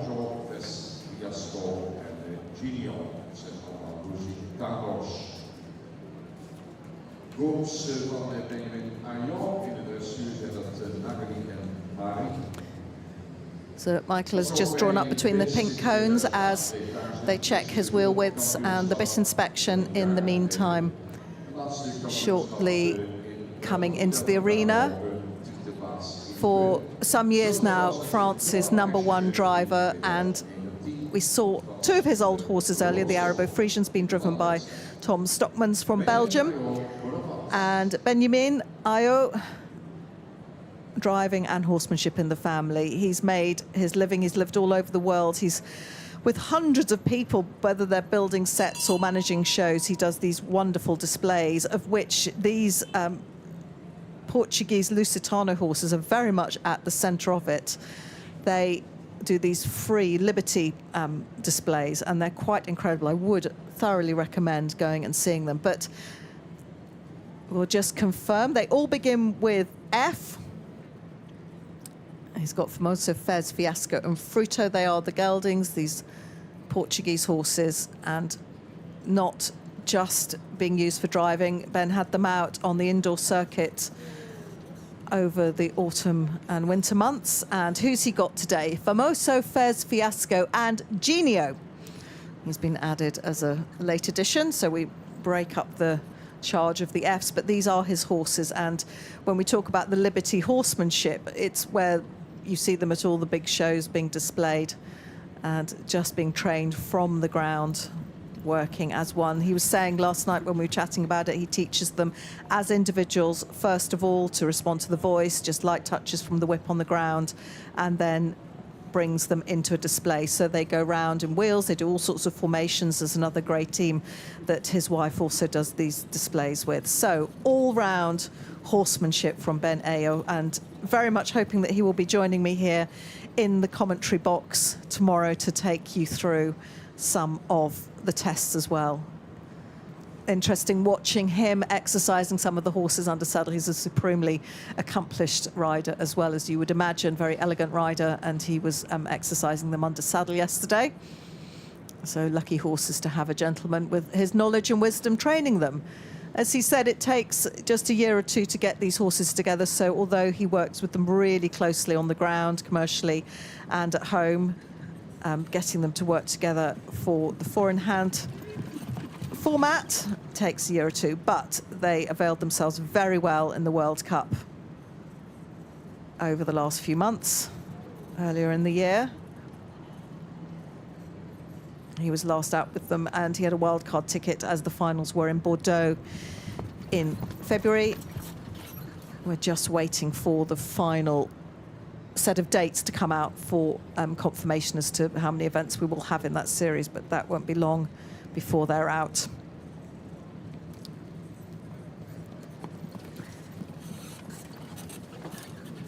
In 2019, so not so long ago, in Germany, he was the individual silver medalist, the European Championships, and he has been at various World Equestrian Games, 2006, 14 and 18, and been a team medalist with France on several occasions, but very much a mainstay of not just the French team, but the international four-in-hand scene as well. He also puts quite a lot back into driving. He is a member of the FEI's driving committee, so an invaluable member of that. As a driver, he knows exactly what it feels like to be sitting up there doing these dressage tests, going through the marathons, somebody that talks a bit about the length of the arena. So puts a lot back into the sport as well. From Realville in France,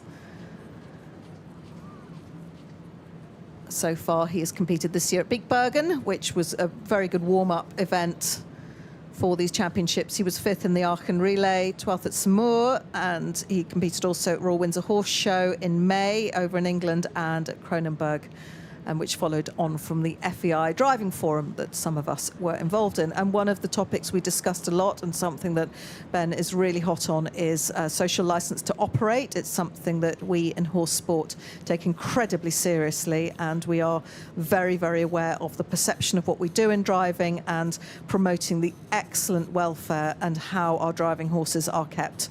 So it's something that's on the tips of every carriage driver's lips at the moment. And we had an entire conference for the FEI all about it. There's lots of studies coming out as to how in different parts of the world there are cultural and national differences, whether you're a professional involved in the horse world as Ben is, or you're an amateur driver who competes at local level. How you look after your horse. Most people, they are their most prized possessions, and we just need the rest of the world to know that they are treated extremely well, because they are. And certainly these athletes, which is what these horses are, they have their own dentists, their physio, their nutritionists, probably better kept than a lot of their human friends.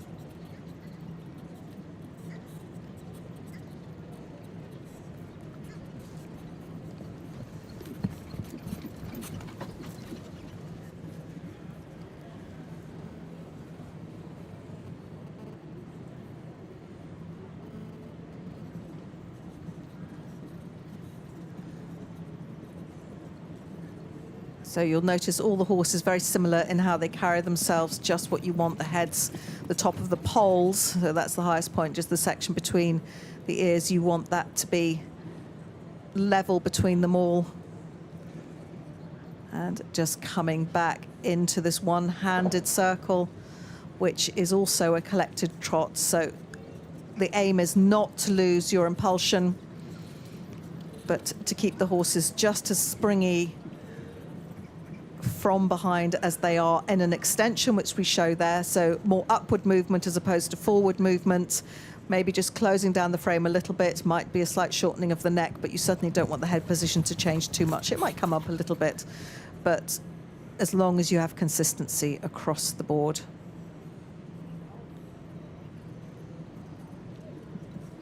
And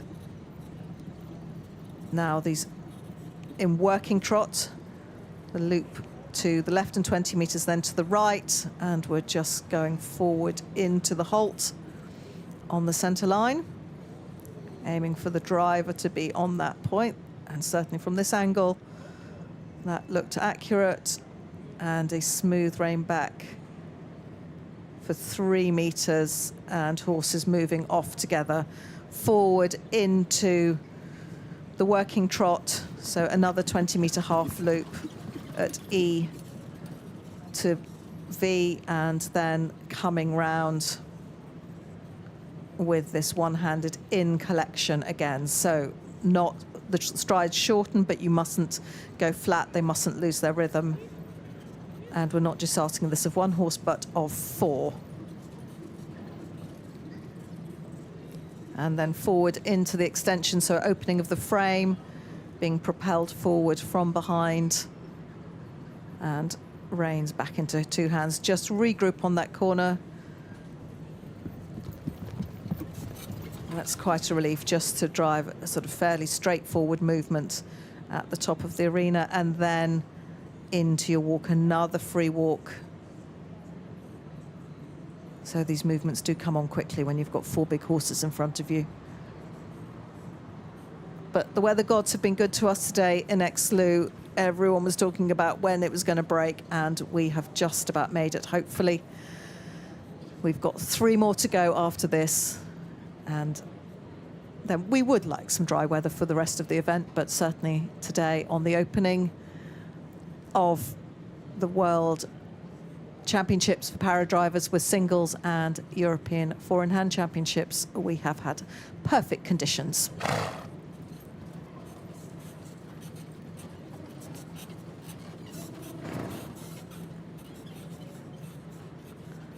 So that judge positioned at V gets a really good view of that particular movement. So back onto the track at E, straightening up for V, and then forward from the free walk to the collection.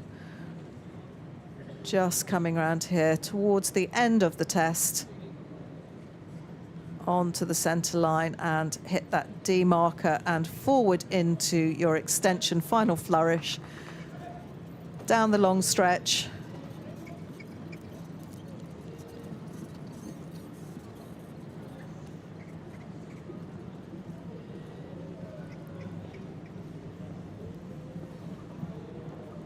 And there we go, very accurate halt. Just with the noses over G, and some appreciation, wolf whistle from the crowds there. And well done to Benjamin. We would expect him certainly to be up there amongst the top marks that we have had so far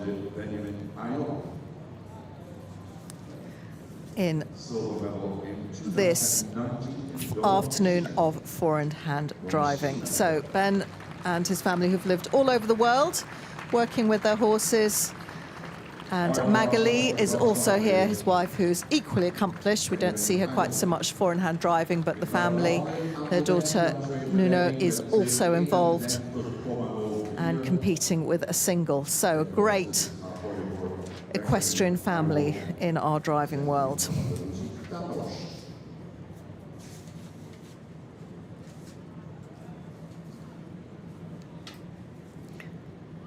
Punten komen allemaal automatisch binnen laten worden. De cijferlijst trouwens gecontroleerd. Here's the result. Judge says C. 150. Into second place, he should be pleased with that. 56.84. So that is a good result, and we had one judge had him in first place, our judge at S. Just dropped probably by the judge at P.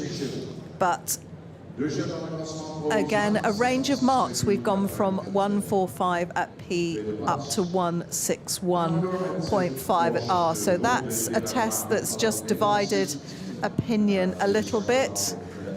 Klaus at C and Joachim at V, pretty much united in their feeling about that. Who did we have? Oh, Herman van der Bosch at P. He wasn't such a big fan of that test.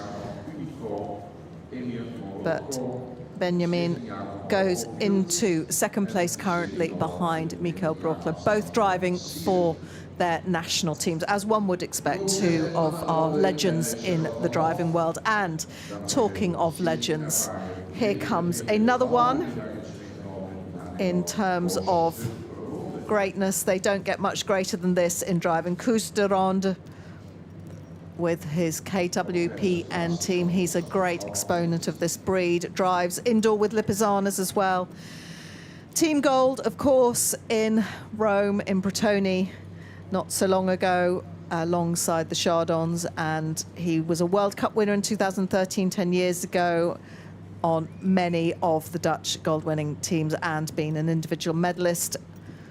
His wife, Marie de Ronde Oudmans, she's also a driver herself, and they were saying yesterday that Anna, their daughter, has just got onto the Dutch team for the pairs. So absolutely driving royalty in terms of the family. Koos de Ronde, we would expect a good dressage test from him, but probably an even better marathon tomorrow. He is one of our top marathon drivers,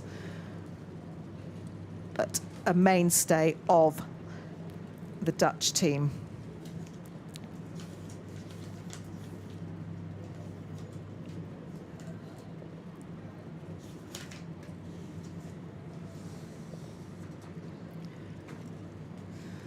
And today, Koos has a lot of horses, so teams do change a bit for him. But today, it's Alino, Cupido, Emir Morocco, and Zerino.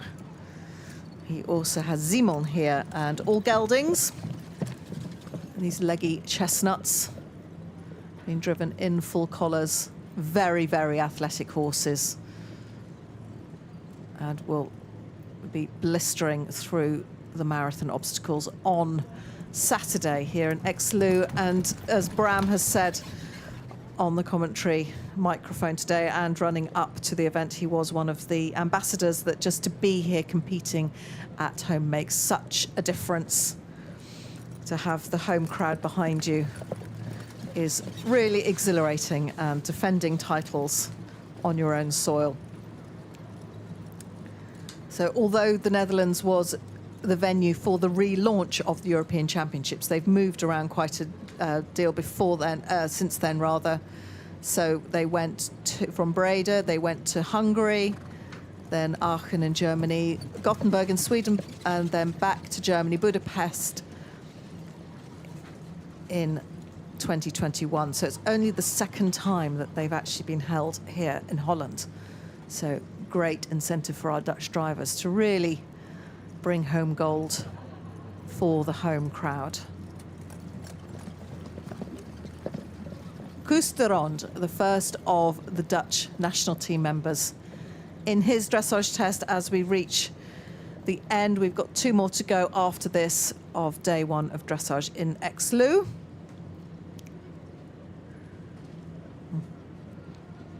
Local time just after 4:30, but wherever you are in the world, we hope you're enjoying the coverage live from the World Paradriving and European 4-in-hand Championships.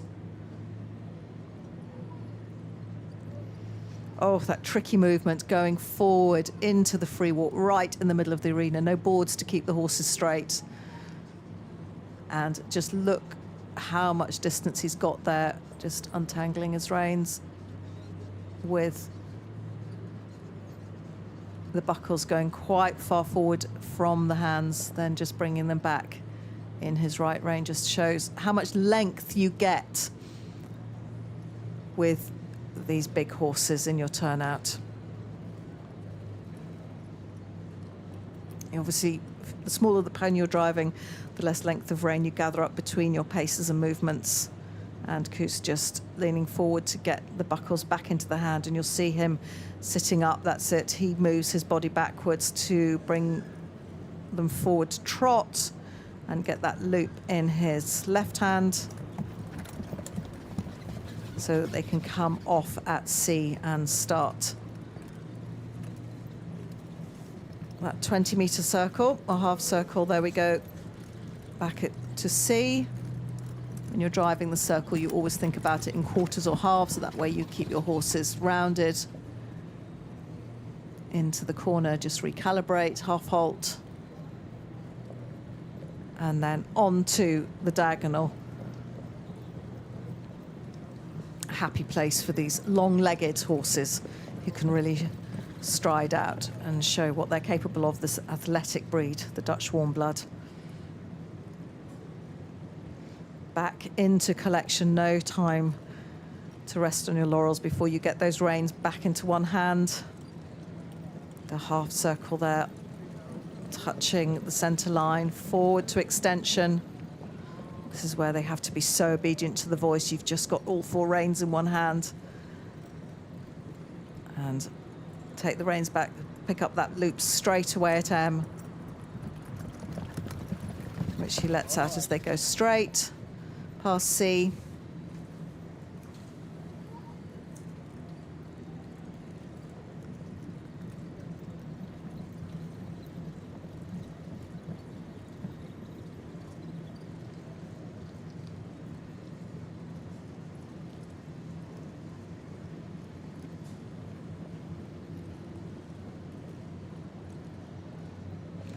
And the 2 20-meter loops before this 3-meter rein back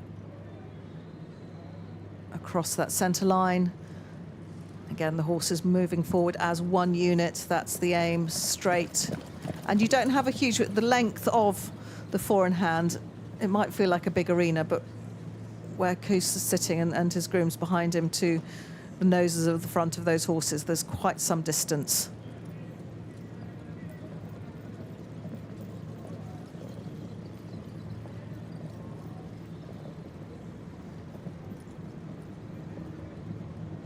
And just mirroring the movement with the one-handed half circle and the short diagonal back to H, reins into the hand. And no sooner do you start the turn, then you're asking them to go forward to another free walk. So we've had the first transition for the free walk in the middle of the arena, and then just as tricky but in a different way, asking them to do that, go forward on the turn at the top of the arena by M. Hoping all the time that the horses aren't anticipating these experienced competition horses. They're so clever, they will learn the test themselves. So probably not too much practice if the whole test gets done at home, but they'll be working them as pairs, singles, bit of lunging, long reining, and definitely under the saddle with the big horses.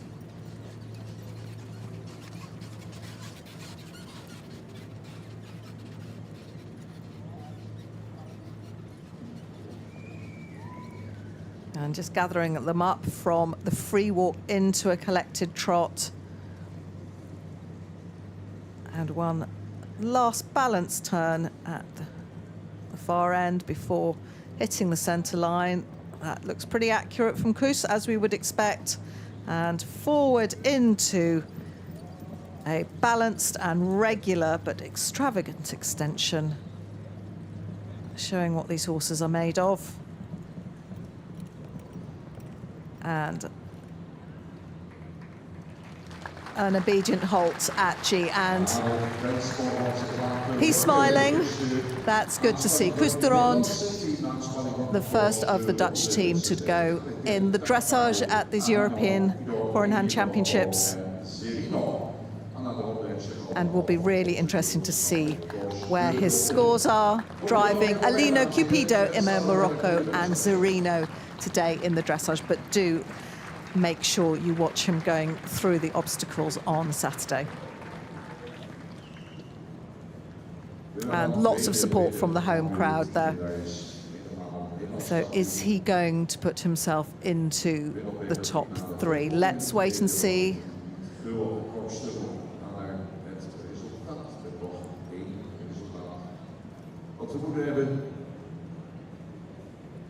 Gaat afleggen aan de leiding. Scorebord gaat afleggen als 51,04 en het wordt voor de volgende score. And there he goes into second place, 52.91. So only just behind, probably one of his main challengers on the marathon. So our two kings of the marathon. Koos de Ronde just slides in behind Michael Broekler. Koos getting 52.91. One of the judges at V enjoyed that test very much, had Koos in first place on 163. Pretty united in their scoring, the lowest one there from S at 155. So he had a first, 2 seconds and 2/3. So very consistent test from him and consistency from our judges. Yeah, one of the narrower margins that we've seen today. So Koos de Ronde, great test for him. He will be relieved to have put that score on the board, and no doubt really looking forward to the marathon. Most times I've looked up during the event since getting here on Tuesday evening, he and Marie have been out walking the obstacles. They have looked at them many times, examining all the best routes that they think they can get.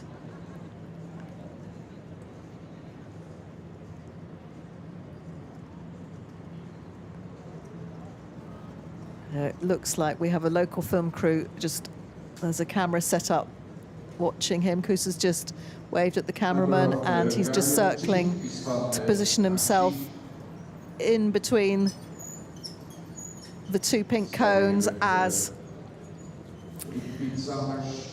Ivan Vacci comes forward, driving his team of Smart Greys. He is also a member of the Hungarian squad, but he is driving for the national team. So he has a place on the team. But as number 32, Koos de Ronde just slides in not far behind.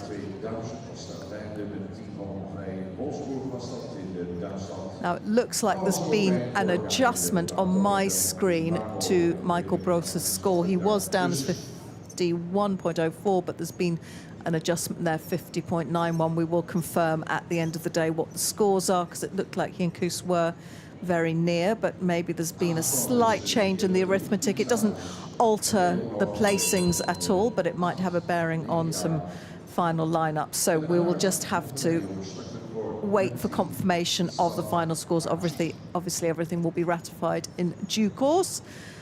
But Koos de Ronde now 2 points behind Michael Broekler.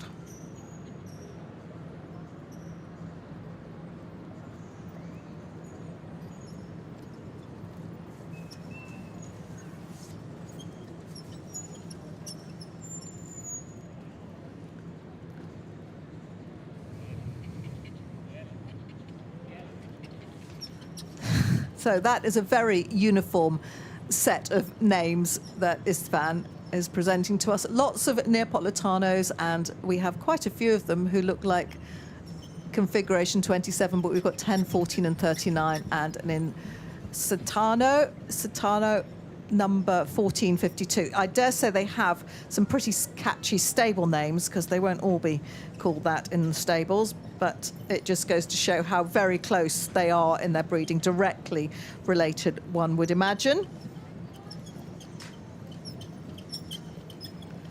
A relatively young team, probably some of the younger horses that we've got competing. They range from 6, 8 and 9, so all under 10. That is unusual.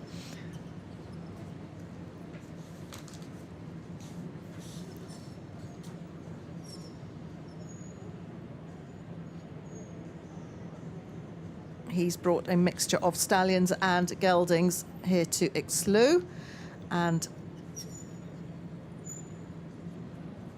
so he has 2 geldings and 2 stallions in this particular combination for the dressage, but leading the charge for the Hungarians, who would dearly love to be back on the podium, as they were unassailably for so many years from 1971.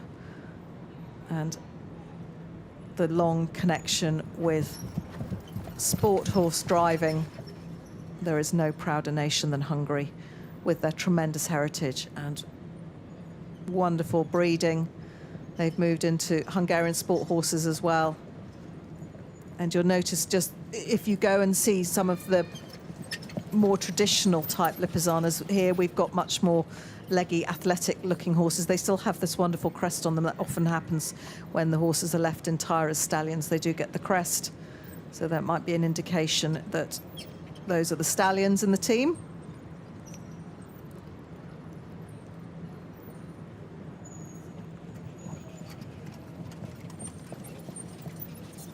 But they've got this very distinguished, what we would call a Roman nose.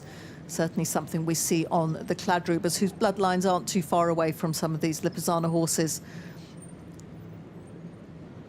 The Lipizzana that probably is most famously associated with high ridden training and schooling and dressage at the Spanish riding school in Vienna, but huge heritage in Hungary, Romania, Croatia, Slovenia, all those sorts of parts of Europe for this proud breed, and brilliant to see them out here driving at the European Championships.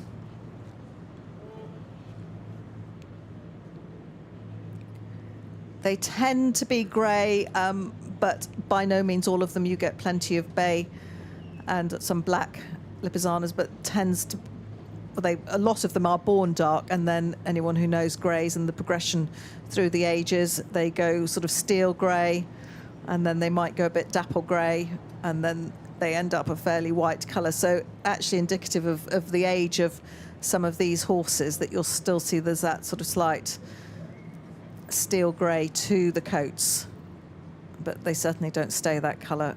You hope and pray they do, because they don't show the stable stains or the grass stains when they've been rolling, or the mud, in quite the same way as when they're grey.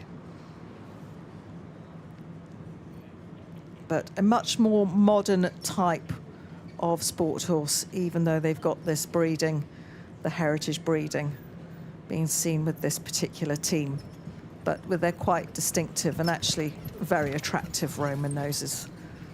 They have a lot of presence, particularly the stallions.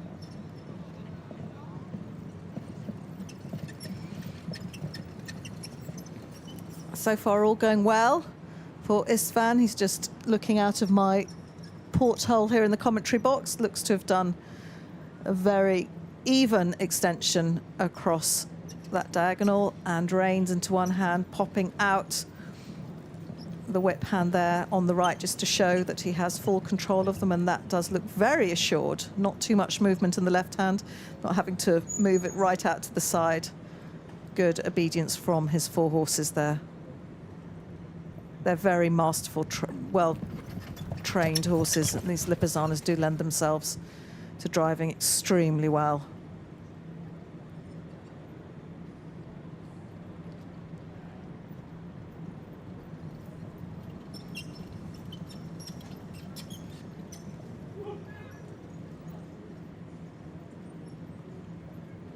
Just trying to make sure all the horses' heads are facing in the same direction. You don't really want anybody looking to the outside too much. And that centre line stop looks good. Come back as one unit.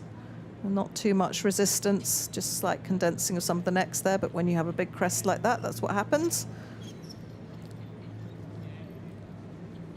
And forward to E. No sooner do you get going than you're having to turn. Now the tricky part of the test, whilst making it all look very smooth and balanced. And it comes around very quickly into the one-handed half circle, just brushing that centre line with your outside wheel. That's the aim.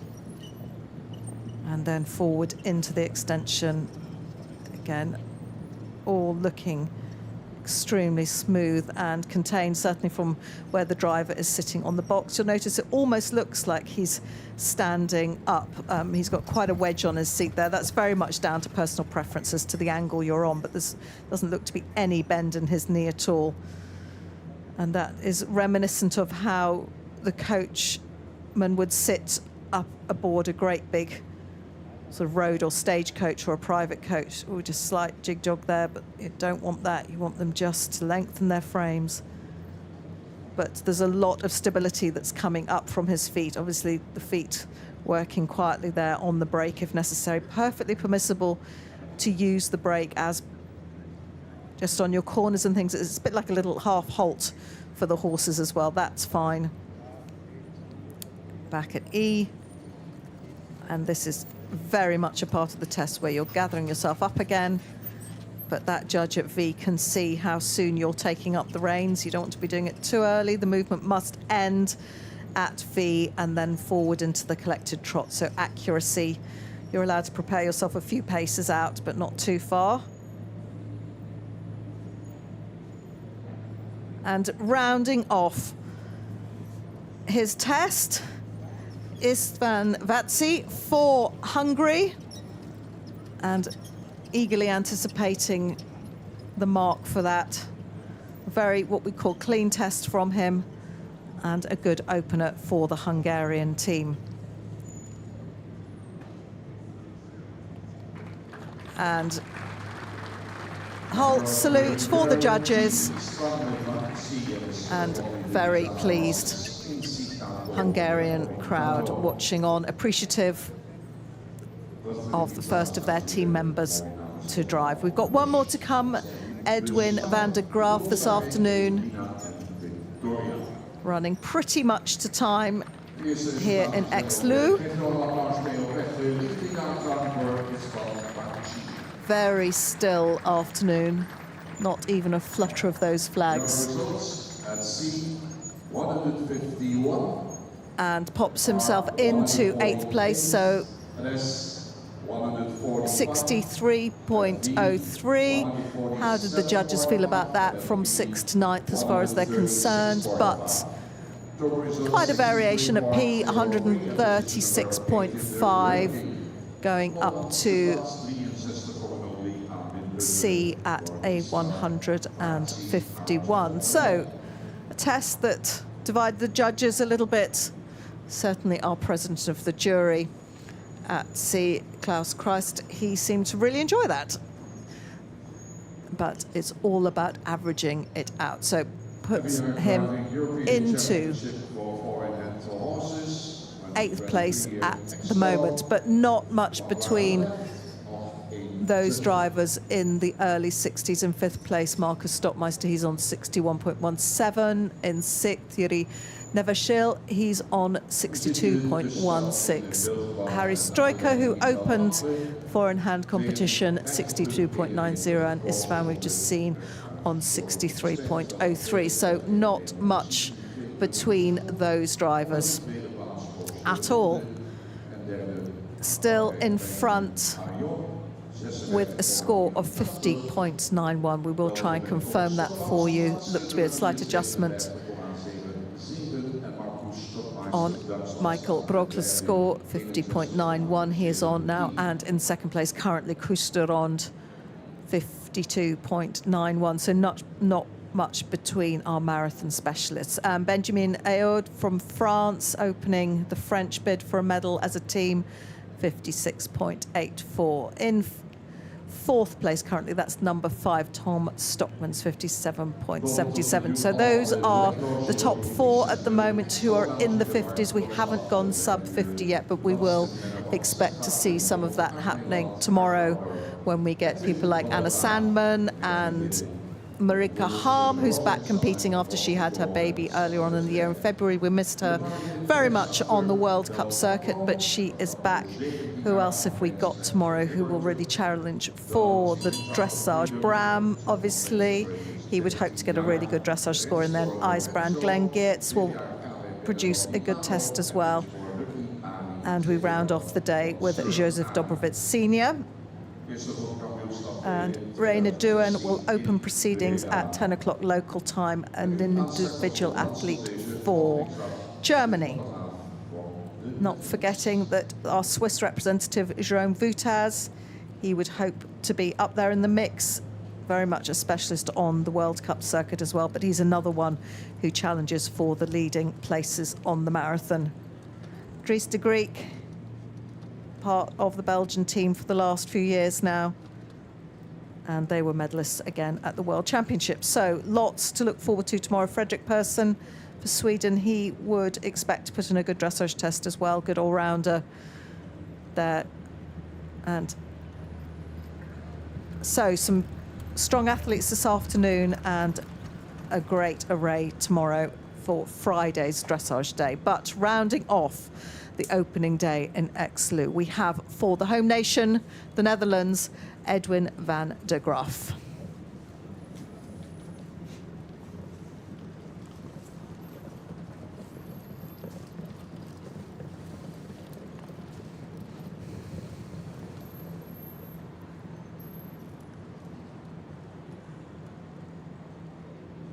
Driving 4 horses who are all warm-blood, Dutch warm-blood, KWP and geldings.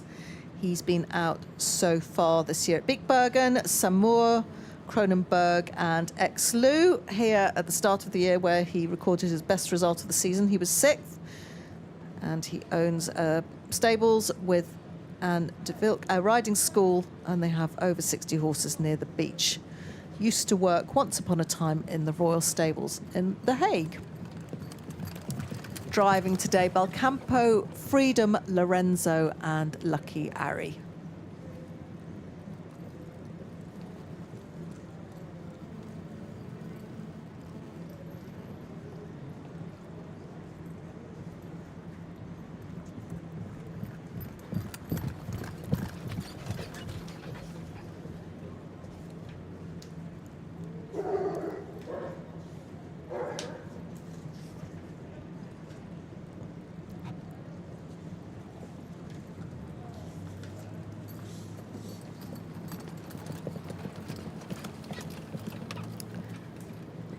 Edwin, who is based in Oudorp in the Netherlands. And he's got Sani, Piet, Sem, Roos, and they are all his support team on the ground, the nominated grooms. Belcampo is a stallion, and the remaining 3 horses, Freedom, Lorenzo, and Lucky Ari, are geldings.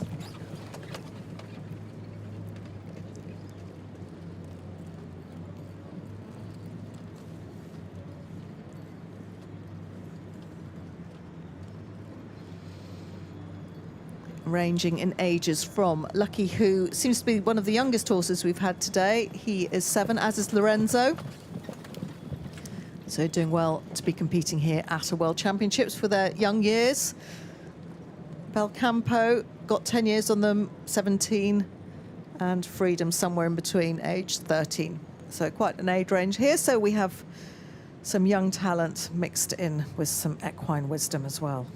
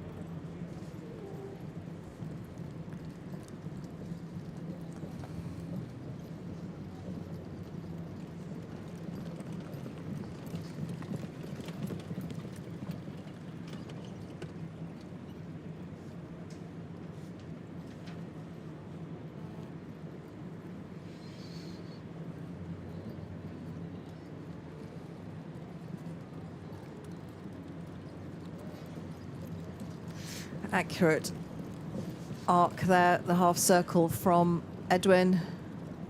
Just moving his hands slightly across his body. There he is, just to get them back onto the boards at M, and reins back into both hands.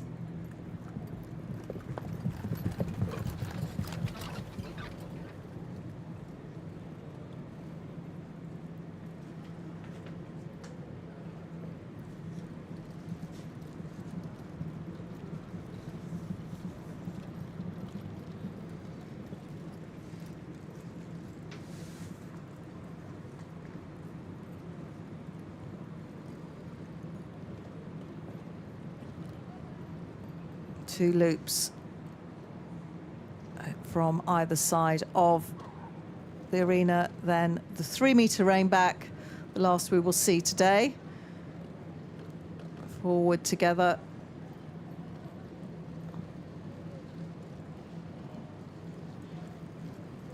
Probably just a little bit too much work from his leaders. If you're being picky about what's going on, you want their traces just bobbing along. They're in draft at the moment, doing some of the pulling. Just wants to bring them back a little bit, which he's managed to do on that turn.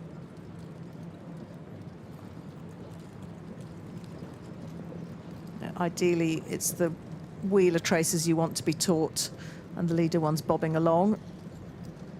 Be another detail the judges are looking at. But otherwise, a well-matched team. Quite tall horses. Difficult to tell from the screen what they're like, but just looking out across the arena, they look pretty big. But a lot of that is how they carry themselves. It's the conformation of these warm bloods. When you take the harness off, they look incredibly flat across the back and the croups. But very much bred for this sporting job with the harness. very good single pairs, all combinations and as teams. But one of the great things about them is the depth of the breeding program here in the Netherlands. So lots of good quality horses around. They can be quite slow maturing in their minds. It does take a certain amount of patience to bring on the warm bloods. There's lots of fire running through those veins sometimes, so you have to wait for them to grow up a bit. But once they do, you have this window of them being extremely fine competition horses. And that presented a good picture, just one of those rare moments when both pairs were in sequence. That's what you're really aiming for, is for the footfall to be together, so you haven't got sort of, certainly when you're driving a pair, 8 feet falling differently, you want it to sound like there's just sort of a two time, and he just achieved that moment on that short stretch along the bottom and extending down the arena. And they're rounding off day one at Exloo at the Hippisch Centrum, representing the home nation, Edwin van der Graaf. So it's unlikely that the top order will change, although that was a very respectable test. So in first place at the moment, Michael Broekler from Germany. In second place, Koos de Ronde. Good placing for him after the dressage. And in third, Benjamin Eud for France. So those are our top three on the opening day. Not forgetting the fantastic morning we had Tracy Bowman leading the charge for the Grade 1 for the USA. That was earlier on today. Patricia from Germany, she's in second, and in third place, fellow American Chrissy Aitken at her first World Championship. And in